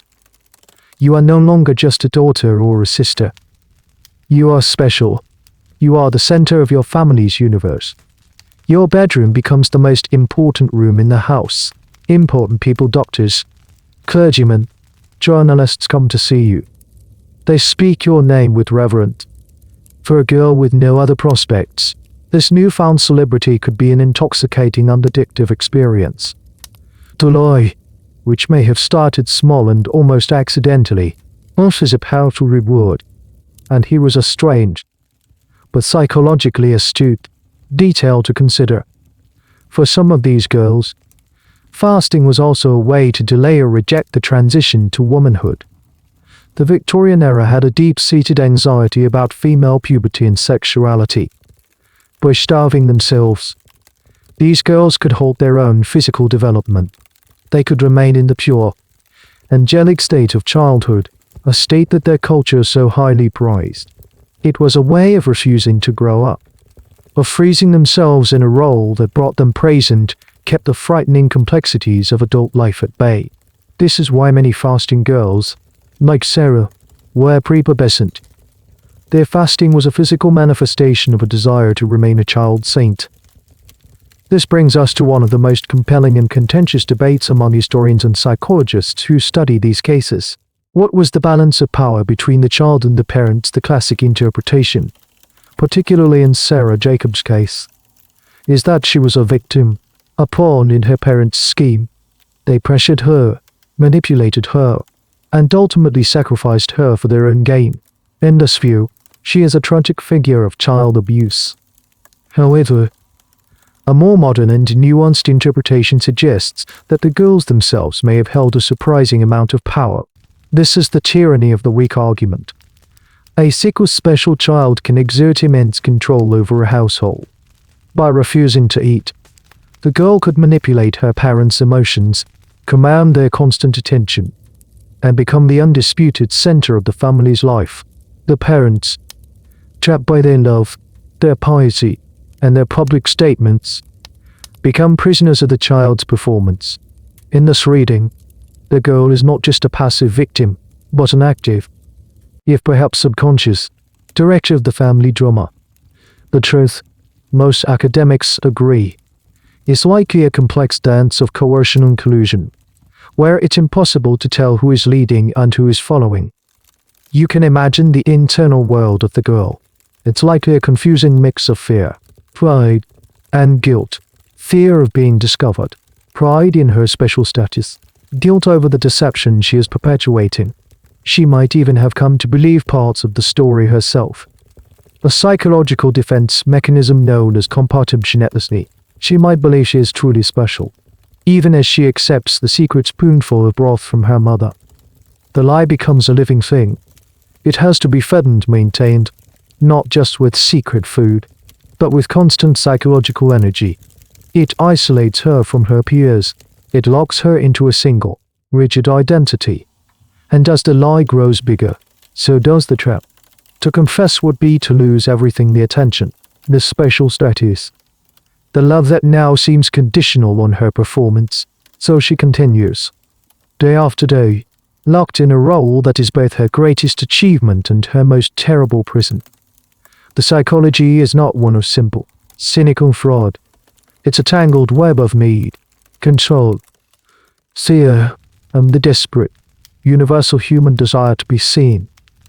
Back in the small, stuffy bedroom in Wales, the clinical precision of the nurse's logbook is charting a tragedy in slow motion. The initial bravado of the world angel has completely evaporated. The days of cheerful chatter and serene smiles are gone, replaced by a deep and alarming lethargy. The angel is falling, and the watch is documenting every moment of the descent. The nurse's notes, written in their neat, professional script, become a grim countdown. Day 5 patient is much more prostrate, takes little notice of anyone. Pulse is weaker and more rapid. Hands and feet are cold. Day 6 lies with her eyes half closed. Complains of a slight pain in her stomach. Respiration is shallow. The parents appear at the door frequently, their faces etched with anxiety. This is the central, unavoidable truth that spectacle had always managed to obscure. Fasting is not a state of being, it is a process. It is the systematic process of the body consuming itself to survive. For 2 years, this process had been held at bay by secret nourishment. No, with the food supply cut off, the biological reality asserts itself with brutal efficiency. The body, deprived of fuel, begins to shut down non-essential functions. The rosy cheeks fade to a sallow grey. The bright, luminous eyes become dull and sunken. The body temperature drops as the internal furnace runs out of fuel. This visible, undeniable decline is what makes the inaction of everyone involved so baffling and so horrifying. The nurses can see she is starving. The parents can see she is starving. The local doctor, who visits periodically, can see she is starving. And yet, the terrible inertia continues. The experiment grinds on. Here we encounter a strange and heartbreaking detail from the historical accounts. During this period of decline, Sarah's younger sister was brought in to see her. The hope, perhaps, was that the sight of her beloved sibling would break Sarah's resolve, that she would ask for help. Instead, Sarah supposedly whispered to her sister, "I am going to heaven." She was still playing the part. Or perhaps, by this point, delirium was setting in, and the line between the performance and reality had completely dissolved in her mind. She wasn't just playing a saint in her starved and weakened state. She believed she was becoming one. The nurses are now in an ethically tortuous position. They were sent to be impartial observers, not caregivers. Their orders from the hospital authorities in London were clear: do not intervene unless asked. But they are also human beings, watching a child waste away before their eyes. They begin to gently probe, to offer a way out. They ask Sarah, "Wouldn't a little drop of milk do you good?" She feebly shakes her head. They suggest to the parents, "She seems very low. Perhaps it is time to put a stop to this." The parents' reaction is one of panicked indecision. They are trapped in the narrative they created. They reportedly told the nurses that they had left it to the Lord and that it was in God's hands now. They had surrendered all agency, abdicating their responsibility to a vague and silent deity. This is where the historical debate about blame becomes most acute. Who was most responsible for the unfolding tragedy? The parents. For their pride and deception, the doctors in London. For designing an experiment that was inherently dangerous and ethically compromised, they set up a watch that was, in effect, a starvation protocol. But wash their hands of the direct consequences. Or does blame lie with the local vicar and community leaders, who so eagerly promoted the miracle and pushed for the watch to prove it, without considering the potential human cost? Some historians place the primary blame squarely on the parents. They were the only ones with the undisputed authority to stop the watch and save their daughter. Their failure to do so, for whatever reason, pride, fear, delusion, is seen as the ultimate cause of her death. Others argue for a wider distribution of guilt. They see Sarah as a victim of a whole system, a credulous public, a sensationalist press, and a medical establishment more interested in proving a point than in a patient's welfare. In this view, her death was a systemic failure, a tragedy with many authors. The debate still rages because the case forces us to ask uncomfortable questions about collective responsibility. On the 7th day of the watch, the nurse's log notes a significant change. Sarah Jacob is now largely unresponsive. Her pulse is barely perceptible. She is no longer a person, but a flickering vital sign. The angel has fallen so far, she has almost disappeared. The air in the room is thick not with the scent of holiness, but with the grim, undeniable presence of impending death. Everyone in that small farmhouse can feel it. The experiment designed to expose a lie is about to create a far more terrible truth. The atmosphere inside the small farmhouse has become unbearable. The weight of what is happening in the bedroom presses down on everyone. The initial excitement and anticipation of the watch have curdled into a thick, silent dread. The focus of the drama now shifts squarely back to the parents, Evan and Hannah Jacob.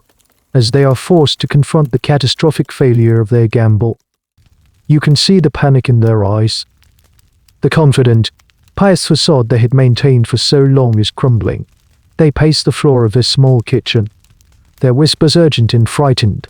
The London nurses, with their calm, professional demeanor, are like statues of judgment. Their very presence a constant reminder that this disaster is unfolding on their watch. In their house, the parents are no longer the proud custodians of a miracle.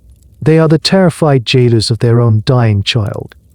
Their behavior, as recorded by the nurses and reported in later testimony, becomes increasingly erratic. One moment, they are clinging to their story, insisting to the local doctor that Sarah has gone longer than this without food before and has always recovered. They are trying to normalize the horrifying decline, to fit it into the established narrative of the miracle. They are in a state of profound denial, because the alternative that they have miscalculated and are now responsible for their daughter's imminent death is too monstrous to contemplate. The next moment, the denial cracks, and pure terror shows through. This is a crucial point in the timeline. The parents begin to actively try to sabotage the watch. They attempt to dismiss the nurses. Evan Jacob reportedly told the nurses that their services were no longer required and that they should leave. He was trying to regain control, to get the impartial observers out of the house so they could, presumably, resume their secret feeding and save Sarah's life. But it's too late. The nurses refuse to leave. They are agents of the hospital committee that organized the watch. They have a duty to see the experiment through to its conclusion. They calmly inform Mr. Jacob that they cannot abandon their post without orders from their superiors. The parents have lost control of the situation. They invited the scientific establishment into their home to vindicate their miracle, and now they find themselves powerless to expel it. The trap has snapped shut. Here's a small, devastating detail from the court records. During these final, desperate days, Hannah Jacob, the mother, was seen trying to get into the bedroom alone, carrying a cup. A nurse intercepted her and asked what was in it. The mother claimed it was just water. The nurse, abiding by the rules, forbade her from giving it to Sarah, reminding her that all nourishment had to be requested by the patient or administered by the doctor. The mother retreated, defeated. This single, heartbreaking image captures the entire tragedy. A mother, finally ready to break the rules to save her child, is stopped by the very rules she agreed to. This desperate attempt to end the experiment is a focal point of historical debate. Does this late-stage panic exonerate the parents? At least partially. Some historians argue that it does. They see this as the moment the delusion finally shattered them. The parents' natural love for their child broke through. Their frantic efforts to get the nurses out, they argue, prove that they were not cold-hearted monsters, but deeply flawed, terrified people who had finally realized the horror of their situation. They were guilty of a terrible misjudgment, but not of a deliberate desire to harm their daughter. Other historians are less forgiving. They argue that the parents' panic was not for their daughter's life, but for their own necks. They only tried to stop the experiment when it became clear that Sarah was going to die and that they would be held responsible. Their concern, in this view, was driven by self-preservation, not parental love. They were trying to hide the evidence of their crime by getting rid of the witnesses. The debate hinges on an unanswerable question: what were they more afraid of, their daughter's death or the public exposure of their lie? The local doctor is called again. He sees the state Sarah is comatose, with a thread-like pulse. He confronts the parents directly. He tells them, in no uncertain terms, that their child is dying of starvation and that if they do not immediately authorize him to give her nourishment, she will be dead within hours. This is the final moment of choice. The lie has been stripped bare. The miracle has been exposed as a fatal performance. All that is left is a dying child and her parents. The entire complex web of faith, fame, and deception has been reduced to one simple, terrible decision. In the suffocating silence of the farmhouse, the parents look at the doctor, then at the closed bedroom door. Their faces a mask of utter despair. Their world has come to an end. The choice is made, but it is a choice of inaction. A choice born of fear, pride, and a fatal paralysis.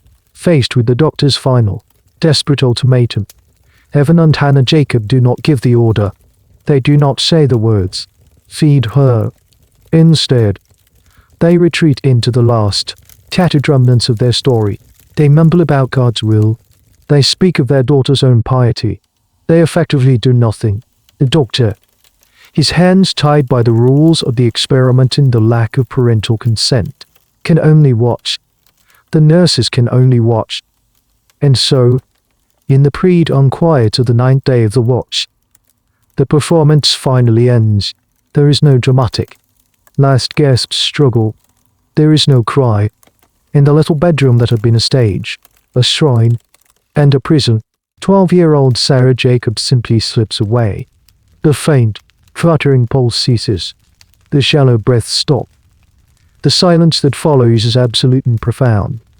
This is the central, tragic fact of our story. On December 17th, Yao Liu, the Welsh fasting angel, the celebrated miracle child who had captivated a nation, died. The official cause of death, later confirmed by an autopsy, was exactly what the London doctors had predicted from the very beginning: starvation, accelerated by exposure and neglect. The miracle was a lie, and the truth was fatal. In the immediate aftermath, as the local doctor formally pronounced her dead and the nurses began to quietly pack their logbooks and belongings, comes one of the most bizarre and tragic details of the entire affair. It's a statement made by the father, Evan Jacob, to the authorities. When questioned, he reportedly said, with what seems to have been genuine earnestness, that he had wanted to give her food, but that he had no food in the house fit for her. It's a statement that is both heartbreaking and infuriating. On one level, it was a pathetic, last-ditch attempt at a legal defense implying he only had coarse farm food, not the delicate nourishment an invalid would need. But on a deeper level, it reveals the profound, almost pathological level of self-deception he was operating under. Even with his daughter lying dead in the next room, he was still clinging to the fiction of her special, ethereal nature. The news of her death spreads, first through the valley by word of mouth, then across the country by telegraph. The story that had been a source of wonder and debate is now a national scandal. The newspapers that had printed glowing, sentimental articles about the angel child now print stark, horrified headlines about her death.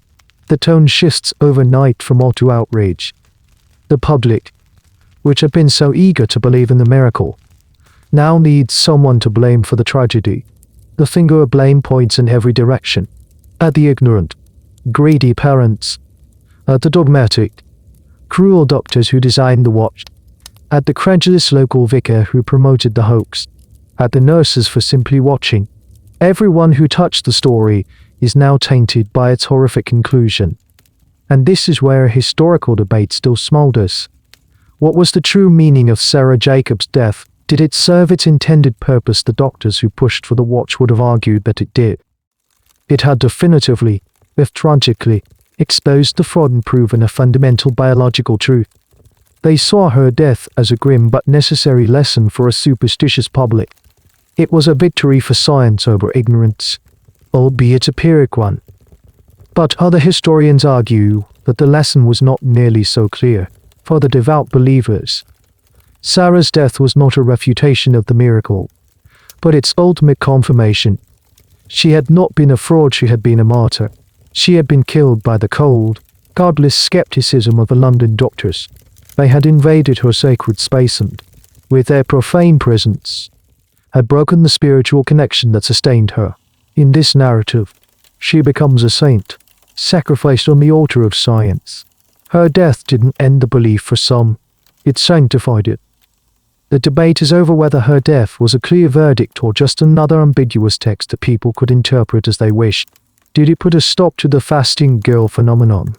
Or did it merely give it a tragic, romantic, and even more compelling new chapter? As you stand in your mind outside the now silent farmhouse, the visitors are gone. The ponies and trats are gone. The reporters are gone. For now. The spectacle's over. The ribbons on the bedpost seem like a mockery. The poems on the wall are just words. The miracle has been stripped of all its magic, leaving behind only the small, cold body of a child and a silence in the house that is louder than any of the previous clamor. The silence at LETH Nurid Farm does not last long. It is soon broken by the heavy footsteps of the law.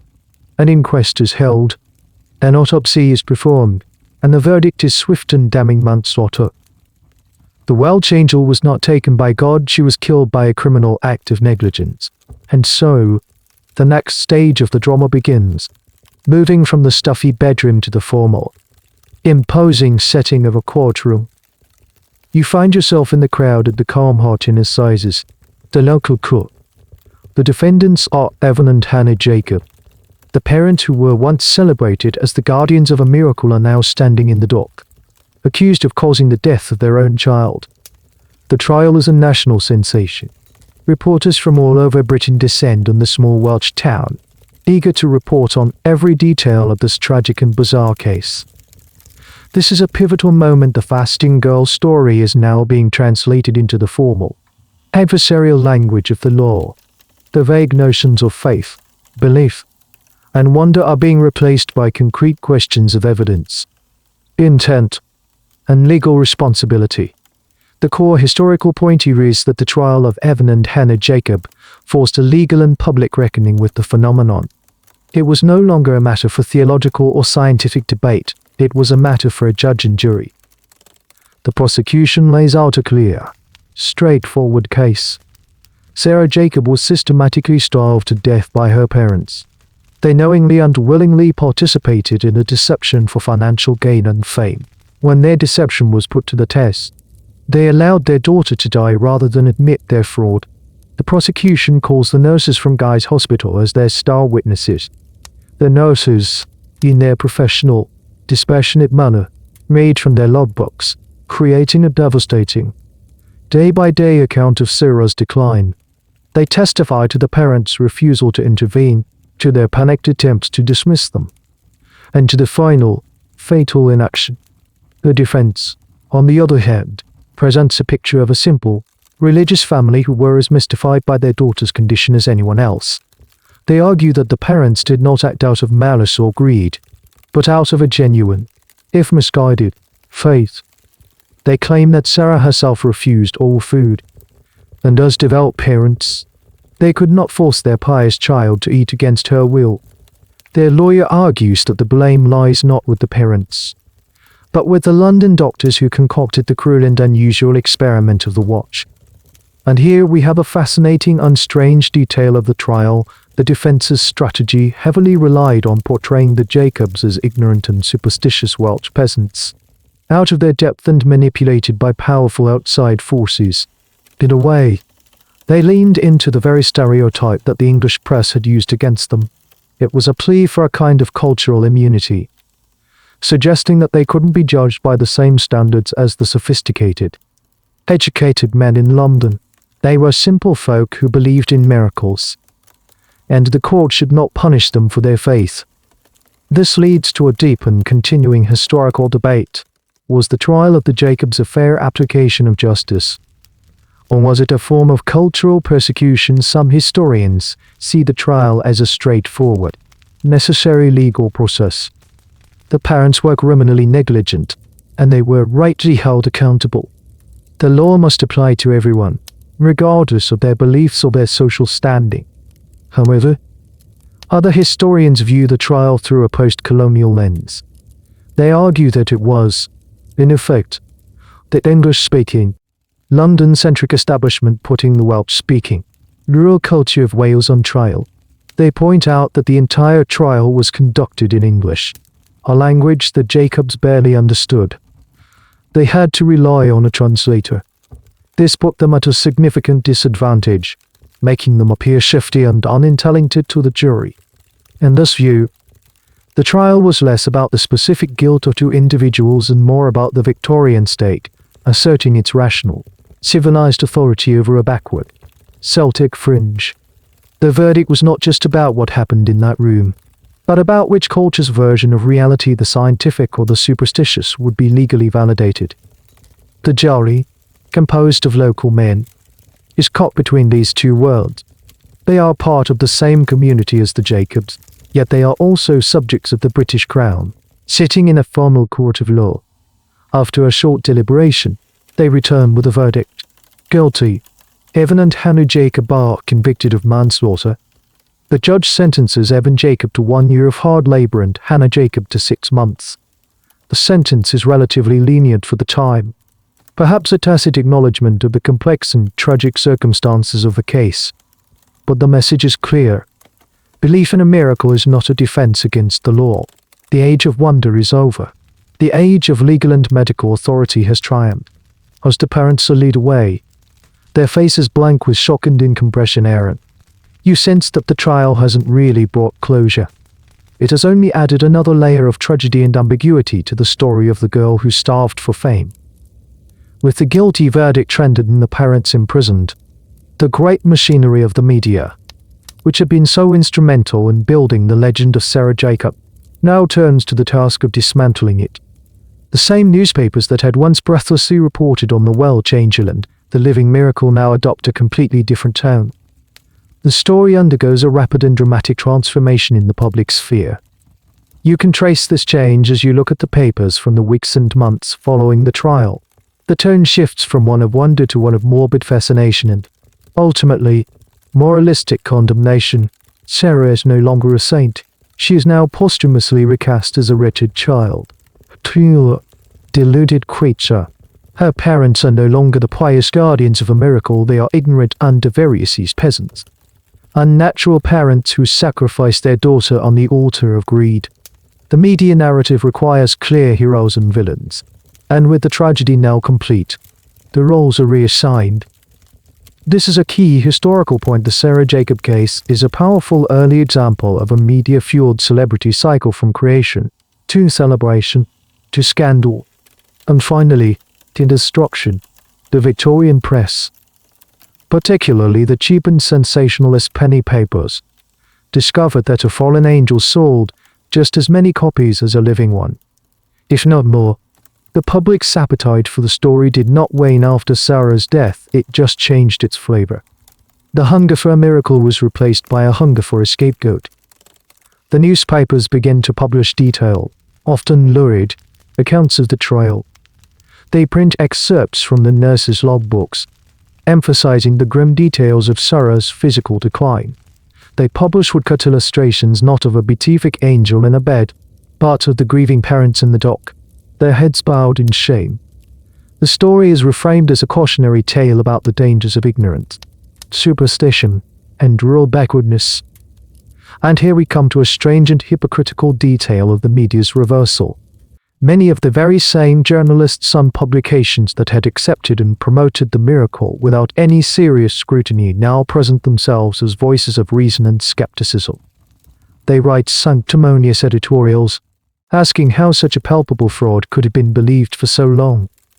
They conveniently forget their own role in fanning the flames of the hysteria. They position themselves as objective chroniclers of the tragedy, neatly erasing their own complicity in its creation. It's a classic case of journalistic amnesia, a pattern that still repeats itself today. This dramatic shift in media coverage raises a fascinating historical debate about the role and responsibility of the press. Were the Victorian media simply reflecting public opinion, or were they actively shaping it? Some media historians argue that the press was a mirror, holding up a reflection of the public's own credulity and then its subsequent outrage. They were simply giving their readers what they wanted at each stage of the story. However, a more critical perspective argues that the press was not a passive mirror, but an active engine of the phenomenon. They created the celebrity of Sarah Jacob. They turned a local curiosity into a national obsession. And then, after her death, they led the chorus of condemnation. In this view, the media is not just a reporter of the event, but a central actor within it, driving the narrative for its own commercial benefit. The debate is about whether the media is a catalyst or just a chronicler of collective hysteria. As you follow the press coverage, you see the story solidifying into its final, accepted form. It becomes the Great Welsh fasting fraud. The ambiguities and complexities, the parent's possible genuine belief, the child's own agency, the ethically questionable role of the doctors are smoothed over in favor of a simpler, more satisfying narrative of crime and punishment. The media provides the public with a neat conclusion, tying up the messy loose ends and assigning clear blame. The story of Sarah Jacob becomes a fixed cultural touchstone, a shorthand for a certain kind of deception. For decades afterwards, whenever a new case of a fasting girl emerged, the press would inevitably invoke Sarah's name as a warning. Will this be another Sarah Jacob, they would ask. Their tone now permanently colored by the tragic outcome of the Welsh case. The media, having helped create the myth, now owned the rights to its cautionary retelling. They had turned a human tragedy into a moral fable, one they could dine out on for years to come. You might think that the tragic death of Sarah Jacob and the subsequent trial and imprisonment of her parents would have put a definitive end to the fasting girl phenomenon. You'd expect that the grim reality of a child's death by starvation would have served as such a powerful cautionary tale that no one would ever dare attempt or believe such a thing again. But that's not what happens. The human capacity for belief, hope, and delusion is far more resilient than that.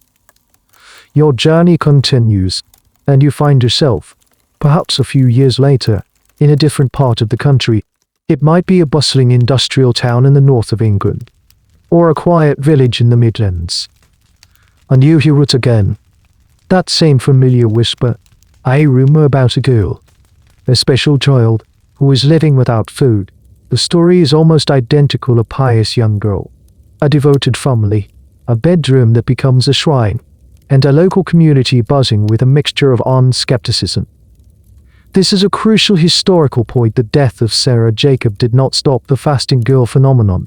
It only drove it underground for a brief period.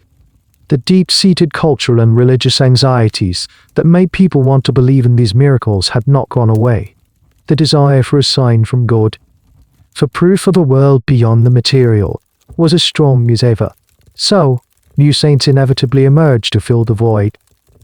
One such case was that of a Nanny Morgan in Staffordshire, a few years after Sarah's death. The parallels are striking.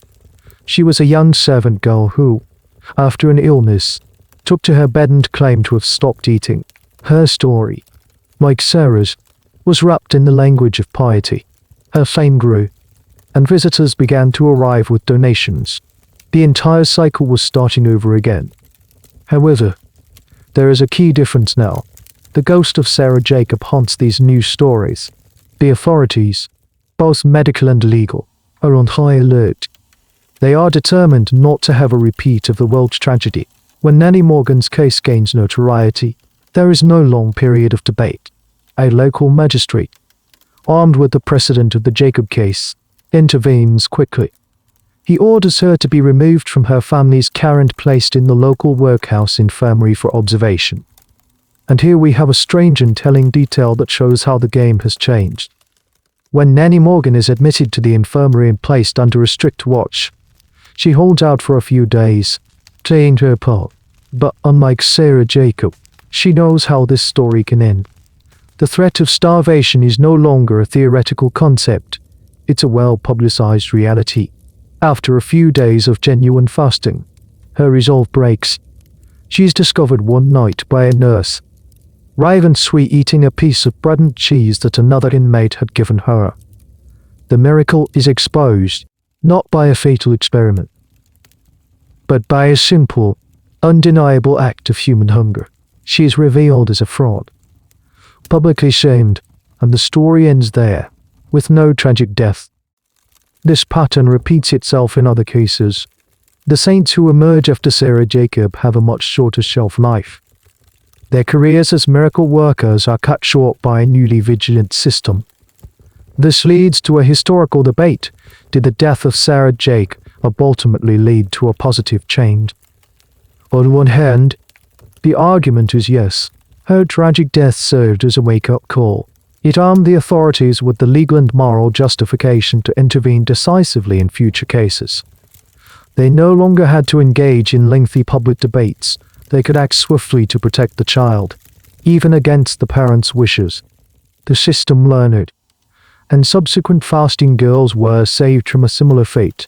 In this view, Sarah Jacob is a role martyr whose sacrifice, however unintentional, saved the lives of others.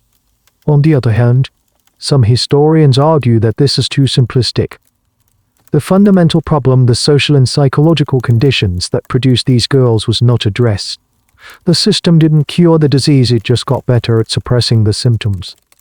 The girls were still there, still driven by the same complex needs for attention, control, or escape. The only difference was that they were now caught and cured more efficiently. Furthermore, this intervention often came at a cost. A girl like Nanny Morgan was not just exposed, she was publicly humiliated and institutionalized. Her life likely ruined in a different way. The debate questions whether this new, more efficient system was truly more compassionate, or just more ruthlessly effective at enforcing social and medical norms. You realize that the fasting girl phenomenon didn't just disappear. It mutated. It became a more clandestine affair, a private drama rather than a public spectacle. The death of Sarah Jacob took away the grand stage. It was no longer possible to become a national celebrity through fasting. But the underlying impulse, the strange dance between a girl's denial of food and the family's or a community's need to believe, continued in quieter, less visible forms. The great age of the celebrity fasting girl was over, but the quiet tragedy of the individual girl, starving for reasons no one could quite understand, was just beginning to be recognized as a different kind of problem altogether. Why then, why there, as you reflect on the strange, sad saga of the fasting girls, you're left with this fundamental question. Why did this specific phenomenon flourish in this particular time and place? It wasn't just about a few deceptive families or a handful of disturbed children. For a spectacle to take hold on such a national scale, the soil has to be fertile. The Victorian era provided the perfect cultural petri dish for this particular brand of hysteria to grow. Let's unpack the key ingredients. First, as we've touched on, was the intense and anxious religious climate. This is the foundational historical point. The 19th century was an age of profound crisis for traditional faith. Darwin's theory of evolution, geological discoveries that revealed the Earth to be millions of years old, and critical scholarship that questioned the literal truth of the Bible, all of these were chipping away at the bedrock of Christian belief. People were terrified that they were losing their religion. And as a result, they were desperate for proof. They craved a sign, a tangible miracle, to reassure them that God was still in his heaven and that the old certainties were still true. A fasting girl was the perfect, custom-made miracle for this anxious age. She was a direct, physical refutation of the cold, materialist logic of science. She was proof that the spirit could triumph over the flesh. Second, you have the rise of a national, mass media press.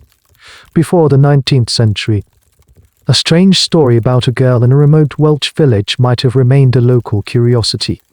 But the proliferation of newspapers, the speed of the railway, and the efficiency of the postal service meant that a story could now go viral in a way that was previously impossible.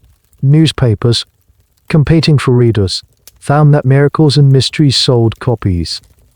They amplified the story, sentimentalized it, and turned it into a shared national experience. They didn't just report on the collective fascination, they actively created and sustained it. Third, there was the peculiar Victorian cult of the child, and specifically the angelic female child. As we explored earlier, the ideal girl was seen as a creature of purity and innocence, closer to God. This cultural trope provided the perfect vessel for the miracle. The public was already primed to see a young girl as a symbol of spiritual purity. The idea of her transcending physical needs was a natural, if extreme, extension of this sentimental ideal. Now for a slightly more unusual ingredient in this cultural soup, the era's primitive understanding of medicine and psychology.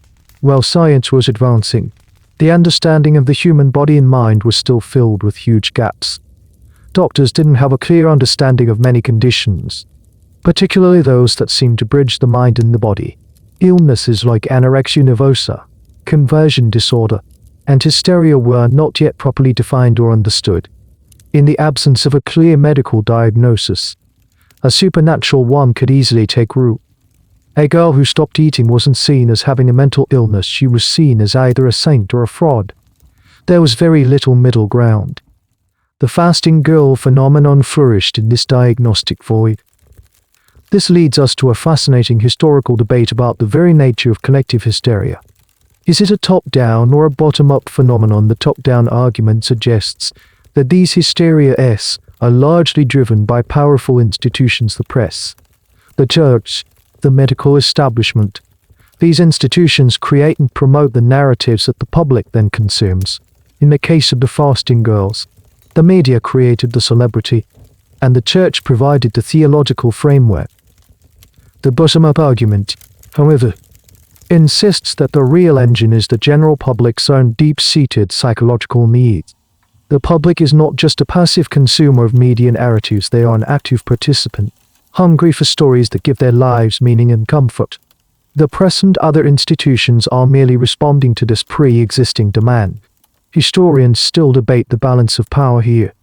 Was the Victorian public manipulated into believing in fasting girls? Or did they get the miracles they desperately wanted and, in a way, deserved? The most likely answer is that it was a feedback loop, with public desire and media, but promotion feeding off each other in a cycle of escalating belief. So you see, the fasting girl wasn't an anomaly. She was the logical product of her time. She was a perfect storm of religious anxiety, media revolution, sentimental ideals about childhood, and medical ignorance. She stood at the crossroads of all these powerful Victorian currents. She was a mirror in which the age saw its own deepest hopes and fears reflected, the hope for a miracle, and the fear that there was nothing left to believe in. To understand her is to understand the strange, contradictory, and desperately seeking soul of the Victorian era itself. As the era of the public fasting girl fades, a new chapter begins, not in the newspapers, but in the quiet, sterile pages of medical journals.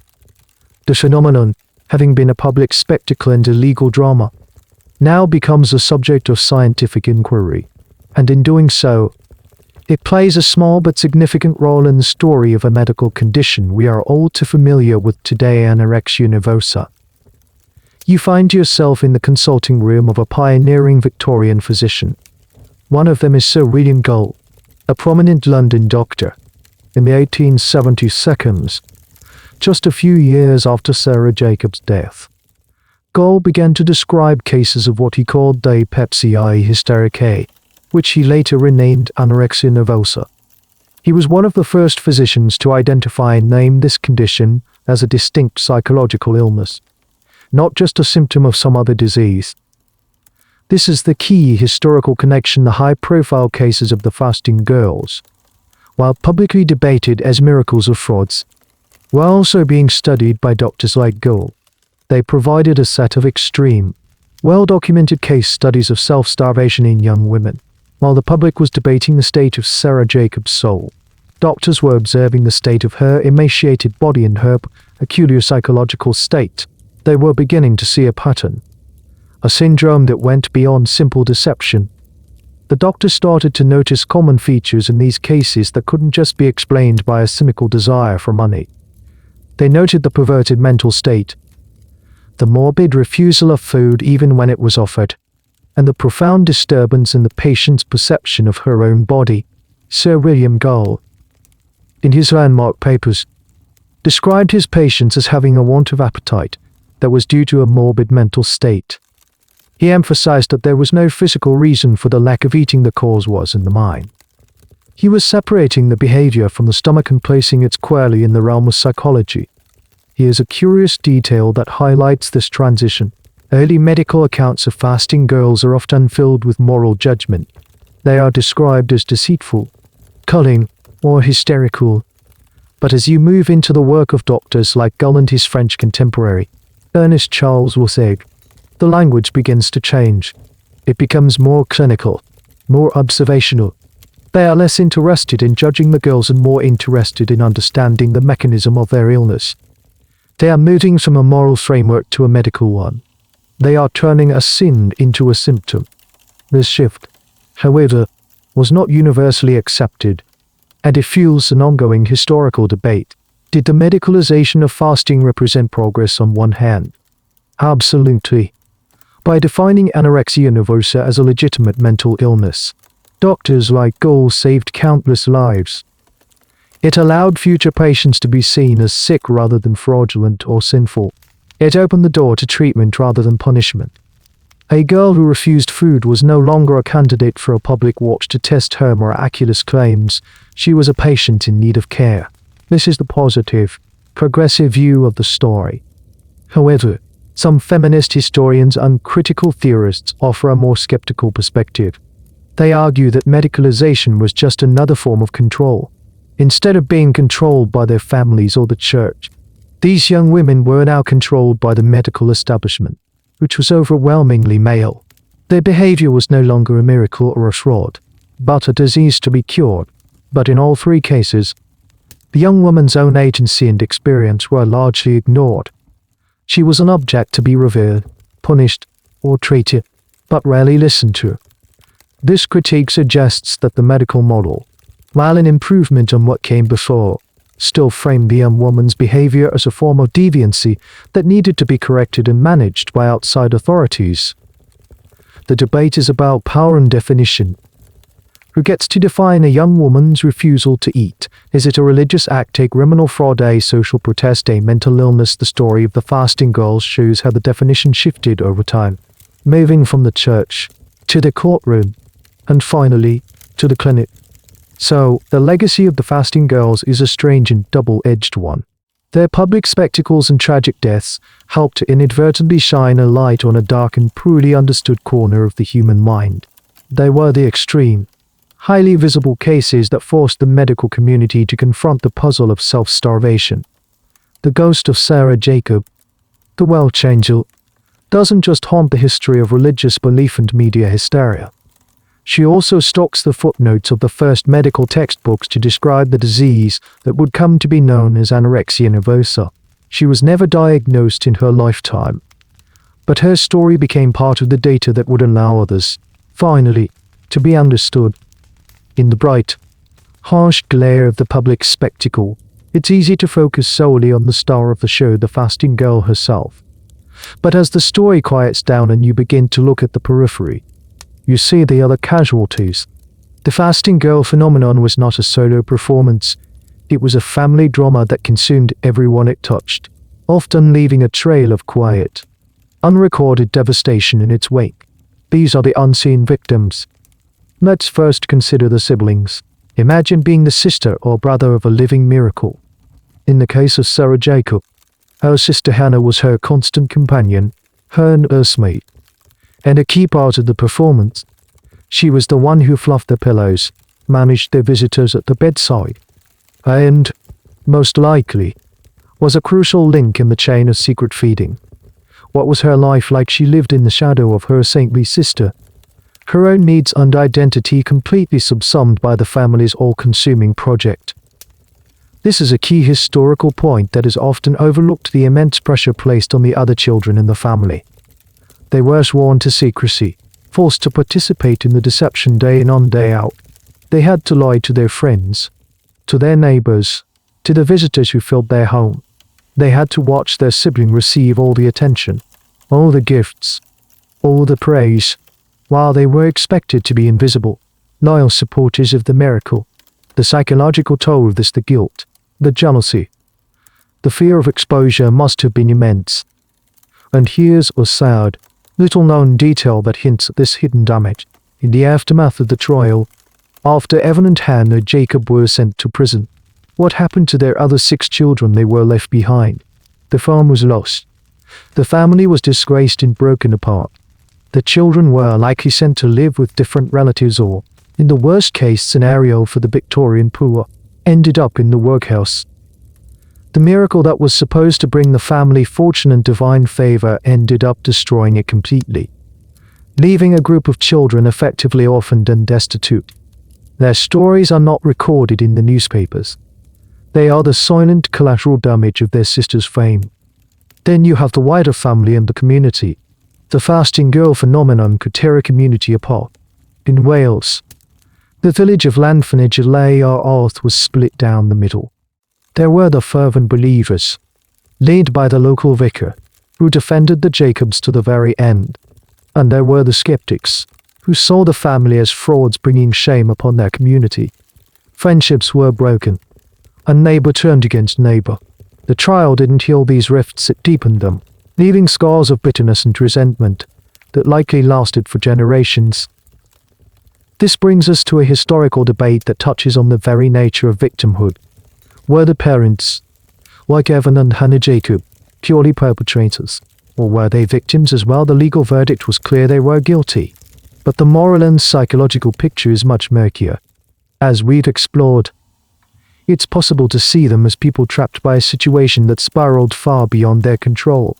They may have started with a small, pious delusion that became a public monster they couldn't contain. They lost one child to starvation and their other children to the subsequent legal and social fallout. They lost their home, their reputation, and their freedom. Some historians argue that to see them as anything other than the primary villains is to diminish their responsibility for Sarah's death. They were the adults in the room, and they failed in their most basic duty of care. This view holds that sympathy for the parents is misplaced and distracts from the core issue of child abuse. However, other historians argue for a more compassionate, holistic view of the tragedy. They suggest that the entire family was a victim of a toxic system of belief, poverty, and public pressure. In this interpretation, the parents were the first victims of the lie, ensnared by it long before it killed their daughter. This debate challenges our desire for clear-cut villains and victims. It suggests that in a tragedy this complex, the roles can become blurred, and a single person can be both the perpetrator of harm and a victim of circumstance at the same time. As you contemplate the ruins of the Jacob family, you realize the tragedy has ripples you hadn't seen at first. It's not just the story of one girl in a bed. It's the story of her sister, who lost her childhood to the performance. It's the story of her brothers, who lost their home. It's the story of a community divided against itself. The fasting girl was like a stone dropped into a pond, and the concentric circles of consequence spread outward, touching undamaging lives that never made it into the official record. They are the quiet footnotes to the sensational headline. The gaslights of Victorian England have long been extinguished, and the world of bonnets and corsets feels like a distant, almost mythical past. It's tempting to look back at the fasting girl phenomenon as a relic of a bygone era, a strange pre-scientific madness that we have long since outgrown. We have medicine, we have psychology, we have a sophisticated, critical media. Surely, something like that could never happen now. But is that really true? As you bring your focus from the 19th century to the 21st, you start to see unsettling echoes. The costumes have changed, the technology is different, but the underlying human behaviors are eerily familiar. The fasting girl phenomenon has not disappeared, it has simply shape-shifted, adapting itself to the landscape of the internet and social media. This is the core idea for our reflection, the fundamental dynamics of the fasting girl spectacle, a curated performance of suffering, a public hungry for spectacle, and the commercialization of that spectacle are alive and well today. Consider the world of online influencers. You can scroll through your feed right now and find people performing extreme versions of wellness, diet, and bodily discipline. You'll see gurus who claim to thrive on bizarrely restrictive diets, or who promote detoxes and fasts that have little to no scientific basis.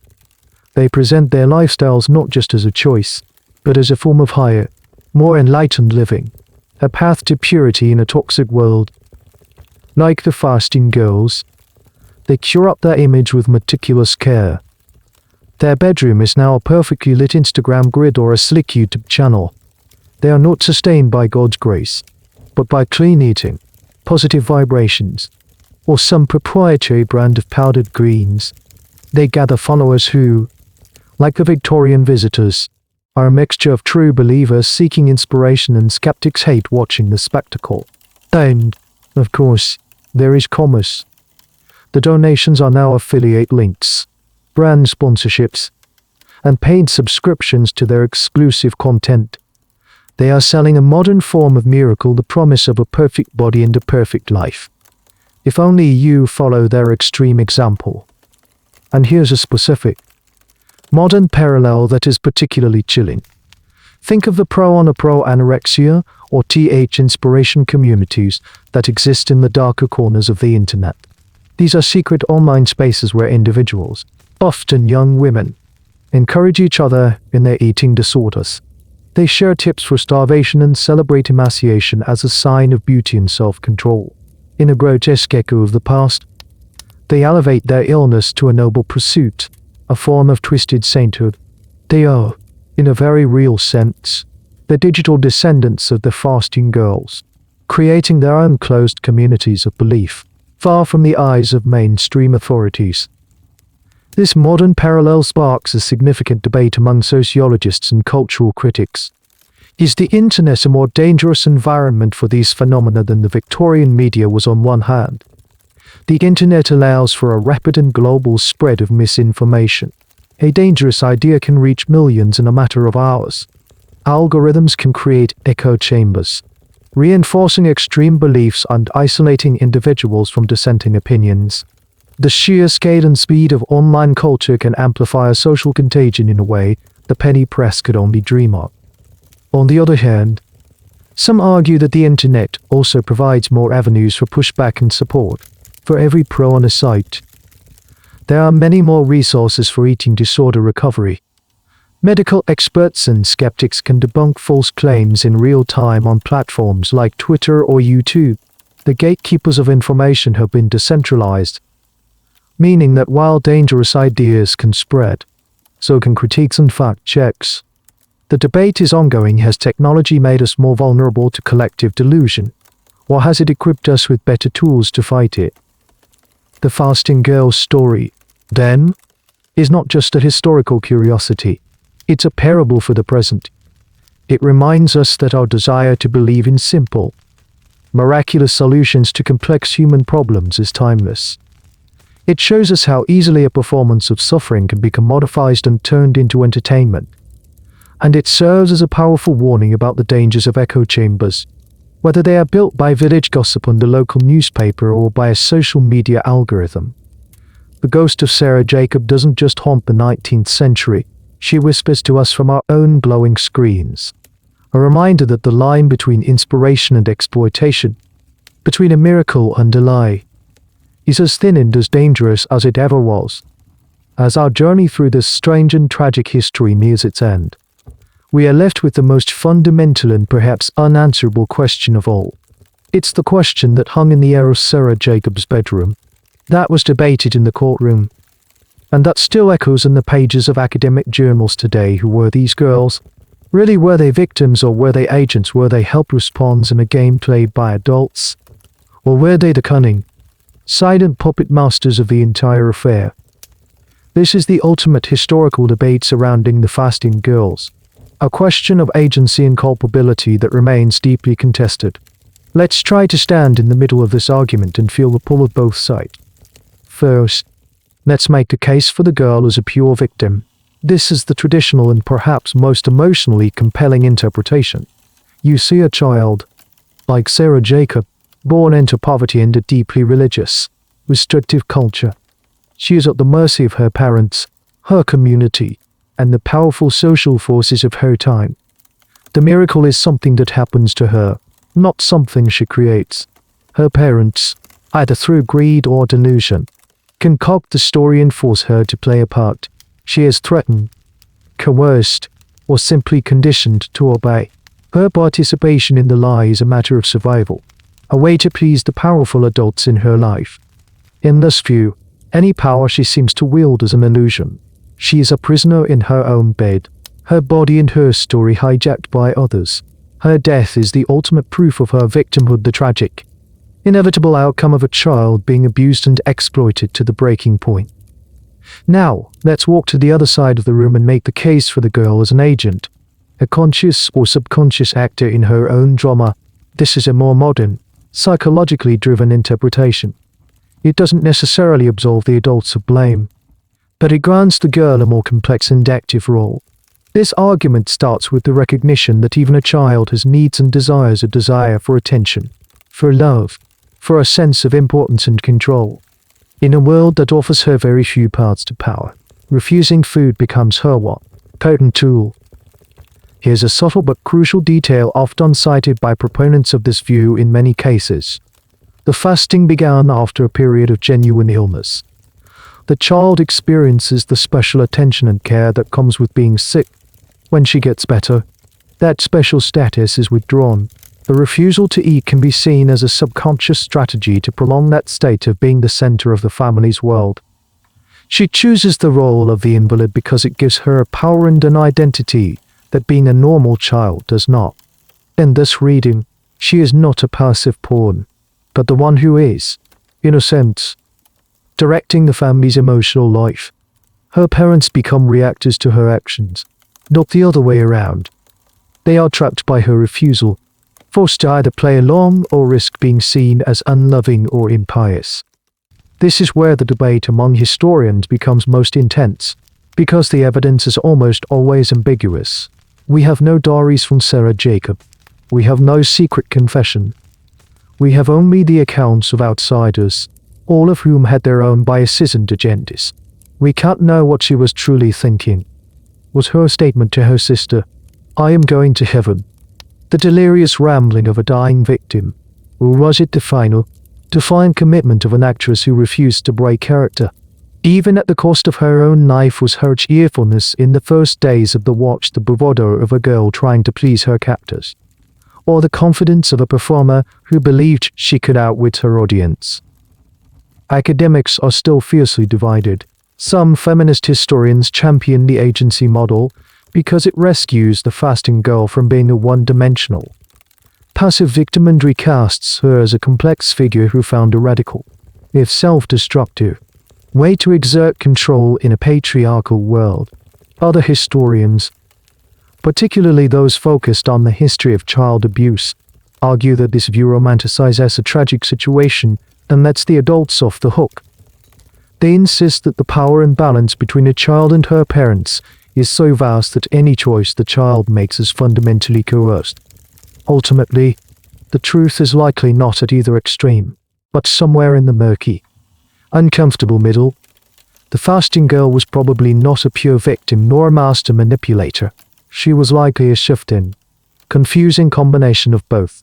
She was a victim of her culture and her family's expectations, but she was also an agent who found a strange power in her own suffering. She was a child caught in a web of motives she herself likely did not fully understand, a web of piety, fear, pride, and a desperate need to be somebody. And it is this irreducible complexity, this refusal to fit into a neat box of victim or villain, that makes her story so haunting and so endearingly human. Our journey ends where it began, back in the green, rolling hills of Carmarthenshire. The train has long since departed. The crowds have dispersed. The courtroom has fallen silent, and the sensational headlines have been replaced by new outrages and wonders. All that's left is the quiet landscape and the ghosts of a story. You find yourself walking up the same narrow lane that leads to an LETHR Newwood Far. The air is still and clean. A light rain is falling, the kind of soft Welsh drizzle that seems to wash the world clean, but also to make the greens deeper and the greys of the stone walls more melancholic. The farm is still there. It might have a new family living in it, or it might be abandoned, its whitewashed walls crumbling, its roof slowly surrendering to the ivy. You stand by the gate, the same gate where the visitors once quayed, their pockets full of coins and their hearts full of expectation. Now, there is only silence, broken by the bleating of distant sheep and the rustle of the wind in the trees. The energy of the spectacle is gone, and you can feel the immense, heavy weight of its absence. The place feels haunted, not by a spectre in a white sheet, but by the memory of a tragedy, by the lingering psychic stain of all that hope, and greed, and fear. This is the final, Quiet historical point be aftermath for the place itself. LLETH, a Newark farm became a dark tourism site for a while. For years after the trial, people would still make the journey, not to see a miracle, but to gaze with morbid curiosity at the scene of the crime. They would point out the window of the bedroom where Sarah died, whispering the story to each other. The farm was no longer a place of wonder, but a place of notoriety, a mark of a great national folly. Eventually, even that faded. The world moved on. The story of Sarah Jacob became a footnote in history books, a case study for medical students, a lecture for sociologists. The raw, human tragedy of it was smoothed over, abstracted, turned into data. Here, in the quiet of the Welsh countryside, you might reflect on a strange, final detail. The grave. Sarah Jacob was buried in the churchyard of a local chapel. For a time, her grave was also a site of pilgrimage. Some of the steadfast believers would leave flowers, still convinced she was a martyr, not a fraud. Her parents, Devon and Hannah, after serving their prison sentences, returned to the area. They lived out the rest of their lives in obscurity and poverty, forever marked by the scandal. They are buried in the same churchyard, not far from the daughter they lost. The entire family, once at the center of a national obsession, is now reunited in the anonymous silence of a country graveyard. And so you are left with the landscape itself, which holds the final, unresolved debate. Was this place the site of a cynical, money-making hoax, or was it the site of a profound, if misguided, act of faith? Standing here, with the drizzle on your face, it feels impossible to choose. The landscape holds both possibilities. You can almost feel the presence of two ghosts. One is the ghost of a cunning, manipulative family, callously exploiting a child for profit. The other is the ghost of a pious, terrified family, caught in a delusion they couldn't control, watching in horror as their sacred story turned into a nightmare. The truth, you suspect, is not one or the other. The truth is the rain, the grey stone, the oppressive silence. The truth is the unbearable, messy complexity of it all. There are no neat answers here. There is no simple moral to the story. There is only the quiet grief of the place. A grief for a lost child, for a broken family, for a faith that curdled into a fatal lie. You turn and walk away from the farm, leaving it to its silence and its ghosts. The story is over, but the feeling of it, the deep, unsettling ambiguity remains. It's a reminder that the most compelling histories are not the ones with clear heroes and villains, but the ones that leave you with an unanswerable question, a quiet disturbance of the soul that follows you long after you've left the scene. The story is now complete. The journey through the strange world of the fasting girls is over. The clamor of the press, the tension of the courtroom, the suffocating quiet of the sick room, it all begins to fade. The sharp edges of the narrative are softening now, like objects seen through a thick fog. The urgent questions about guilt and innocence, belief and deception, seem less important now. They are giving way to a gentler, more pervasive feeling of sorrow. You can feel the rhythm of your own breathing, slow and steady. The steady, quiet rain in the Welsh hills becomes a soothing sound, a gentle hum that washes away the details of the story, leaving only its emotional echo. You are no longer a visitor or an observer. You are simply here, in this quiet moment, letting the story settle. The image of the pale girl in the bed is no longer a historical puzzle to be solved, but a distant, dreamlike memory. It drifts away, like a single white petal carried on a dark, slow-moving stream. The world of gaslight and steam, of fervent belief and terrible certainty, recedes. You are left only with the quiet of your own room, the soft weight of your blanket, the gentle drone of the fan. The past releases its hold, leaving you to float in the peaceful, weightless present. There are no more questions to answer, no more judgments to be made. There is only the slow, inexorable pull of sleep, drawing you down into a place of rest, a place of deep and quiet and untroubled peace. The end of the article. Good night.